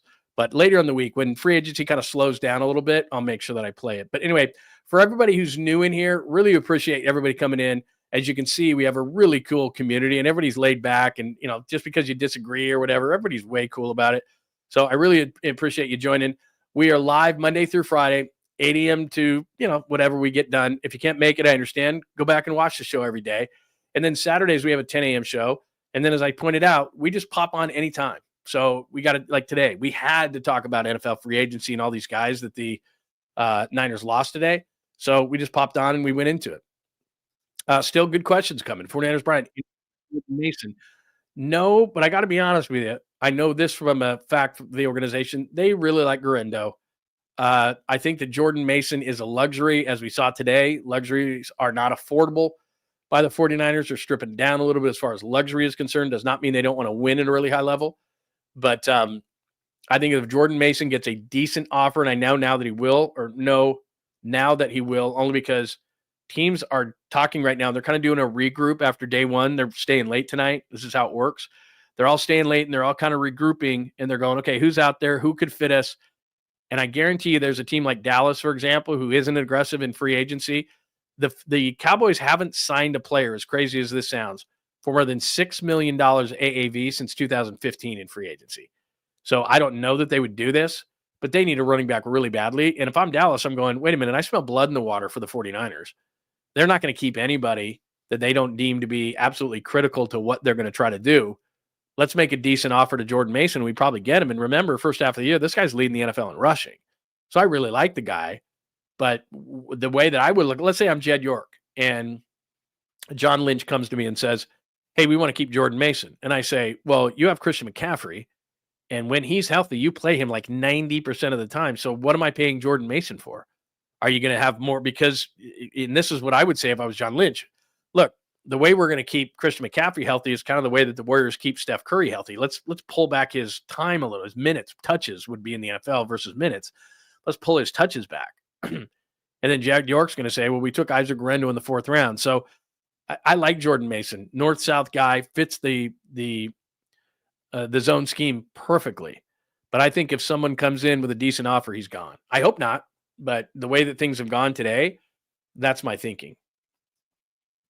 Steve, that's a good question on Leonard Floyd. They can save some money. I think it all depends on what they can get in the edge market. And this is why I think this is what scares me about Joey Bosa is we've talked about this, you and I. He's the 72nd ranked edge rusher, as I said. If you weren't with us a little bit earlier today, so those are the top 10 edge rushers right there. Aiden Hutchinson, Myles Garrett, TJ Watt, Nick Bosa. First number is overall, second number is run, third number is pass. So those numbers are in the 90s and 80s, right? Overall. Here's here's Joey Bosa, 72nd last year, 61.1 overall. It's a terrible number. So he's not elite. He's not great. But what scares me is, Steve, is that they sign a Joey Bosa. They know that he's a rotational player, but they can't afford both. So they decide, okay, we're going to take Bosa over Floyd. And even though Floyd, to me, got double-digit sacks last year, for not because he was great, but he still got double-digit sacks, something that Joey Bosa hasn't gotten since 2021. And Bosa's a better run defender, there's no question, but he played in less than half the snaps last year. The Chargers tried to keep him healthy. So I'm just not a big Niner or a big Bosa guy at this point. I think the story's amazing. I think it'd be really cool. But Mama Bosa doesn't run the 49ers. And it looks like emotion's out the window from now on. Yeah, I guess that's what I'm trying to say in a long way, and you just said it much more succinctly than I did. Pass on Bosa. That's what I would think. Because the question back to Steve is, well, what would that mean for Leonard Floyd? And I think it would mean that Leonard Floyd is gonzo. That's what I would think. So just my 2 cents. I do not have insight on that one. So I'll let you know. Yeah, man, let's go. 30 to 4,000. Let's go. Hit it. Yeah, we're 30 away from 4,000. How about that? Yeah. Let's see. All right. If John Holmes is leaving, I'm going to leave. That's all there is to it. Really appreciate you guys hanging out, though. A lot of new names in the room tonight. I really appreciate everybody coming out, making your opinion known. Hi, Jonathan Dean. What about Leonard Floyd? So there's another question. I think Floyd stays around because they need an edge, but if they go out and they get one, then I think Leonard Floyd's probably gone because he's making in the 9 to 10 range. I don't have it right in front of me, and I'm too lazy to go get it, but it's in the 9-10 range. It's not outrageous, but Joey Bosa is not going to come here for less. It's probably around 10, and then there's going to be a bunch of incentives involved in that whole thing. All right, there you go. Yeah, I got to go take some Tylenol. This all my stuff's wearing off from the dentist today. It's killing me. And that's why I brought this is like a seltzer. I know you guys are going to make fun of me for that. Go ahead. I just needed something to take the edge off. All right. Yeah, I think we're good. Yeah, I'm not a Jameis Winston guy either. I know that's a reference to that, Tommy. Not a Jameis guy. Funny, be a good quote. Not a big fan. Not a big fan at all. All right. I think that'll do it. We did a couple of hours. I think that was well done, and I think everybody hanging out today, very, very nice. I appreciate it. A ton. Actually, what else do we have? Anything else? Ooh, nice. I like that I like, Frank, that you're going whiskey here. I got some whiskey behind me, but I got to make sure that oh, there you go. There's my guy Pine Needle. Very good. I think we've talked today. Thanks, Rob, and I'm glad that you came in here. Kyle, I like Kyle Juszczyk, man. He's a great person, but we're starting to see these situations where guys are getting older, and here's the thing. Is I think he's less effective as a blocker, and I think they need to change that, which is why they brought in Luke Farrell. Farrell's going to be the move tight end. He's going to be the blocker. He's not going to be the pure number 2 tight end behind George Kittle. People who think that don't know. He's blocking. He's a move tight end. He's a better blocker than Kyle Juszczyk. They paid him $20 million over 3 years. So they're paying him more than they would have even been paid Kyle Juszczyk. So it's what I'm saying about Joey Bosa. It's what I'm saying about Jonathan Allen. And now what I'm saying about Kyle Juszczyk. Certain guys have great names, but they just don't utilize them. I mean, Kyle Juszczyk's going to go to a team and they're going to utilize him in a way that I think is going to be more than what the Niners did. He's open on a lot of plays. He can catch the ball. He can do those kind of things. But the 49ers, I think, need to get back to smash mouth football where they've got to redo the offensive and defensive lines, and they got to get a fullback in there that's an ass kicker and start knocking people off the ball. And that's not really what Juszczyk does. And Farrell's a bigger guy at about 6'5", 255, and he's going to go in there. And like I said, he's going to be a move tight end, and he's going to knock people off the ball. And he's not here to catch passes. He's got, I think, 36 catches in his entire career, but he's a blocker. And so they're going to replace Juszczyk. That's what the move is going to be. And I'll do this one more time before I get out of here. And I know we've seen this a bunch of times today if you've been in the room for the last couple of hours, but that's what they lost today. Greenlaw's a big loss. Afunga's already going to be replaced. They've already got a guy in place for that, Mustafa. Ward is going to be Renardo Green or somebody else. Jalen Moore and Banks, like I've said many times, is drunk. And Elijah Mitchell's hurt. And Juszczyk is, as they say, the goings. He's the bottom of the going. The top of the coming is Luke Farrell. And Luke Farrell's going to take the place of Kyle Juszczyk. So that's the whole thing today. Good stuff. Thank you again. If you're new, please subscribe. Hit the like button because that helps the algorithm. What else do we need to say today? Not only with John Lund Unleashed, please, on YouTube channel, make sure you subscribe to that. But please, Bay Area Sports Collective. If you go over to Bay Area Sports Collective for me real quick and give that one a subscribe, that would be awesome. In fact, you know what I'm going to do for you? Because I love you this much. You don't even have to leave the show. There you go. That is a QR code. And you can use your phone right now, and that will let you subscribe to Bay Area Sports Collective without even leaving me. So I'll put that up there for just a moment. And you can, right there, you can hit on that and you will subscribe to Bay Area Sports Collective, which is me, Tom Tolbert, and Polymac with Creative Tony. And if you have your alerts on, then you'll know when those shows are on. But we are here Monday through Friday, 8 a.m. Shows at night when we need them, like this one, day one of free agency, when everybody leaves and you need a shoulder to cry on. And we are here Saturday mornings at 10 a.m. And like I said, select things, plus get your alerts on, because I do, like tonight, I'm going to write a blog tonight. I'm going to put a video along with that. So we're going to release that later.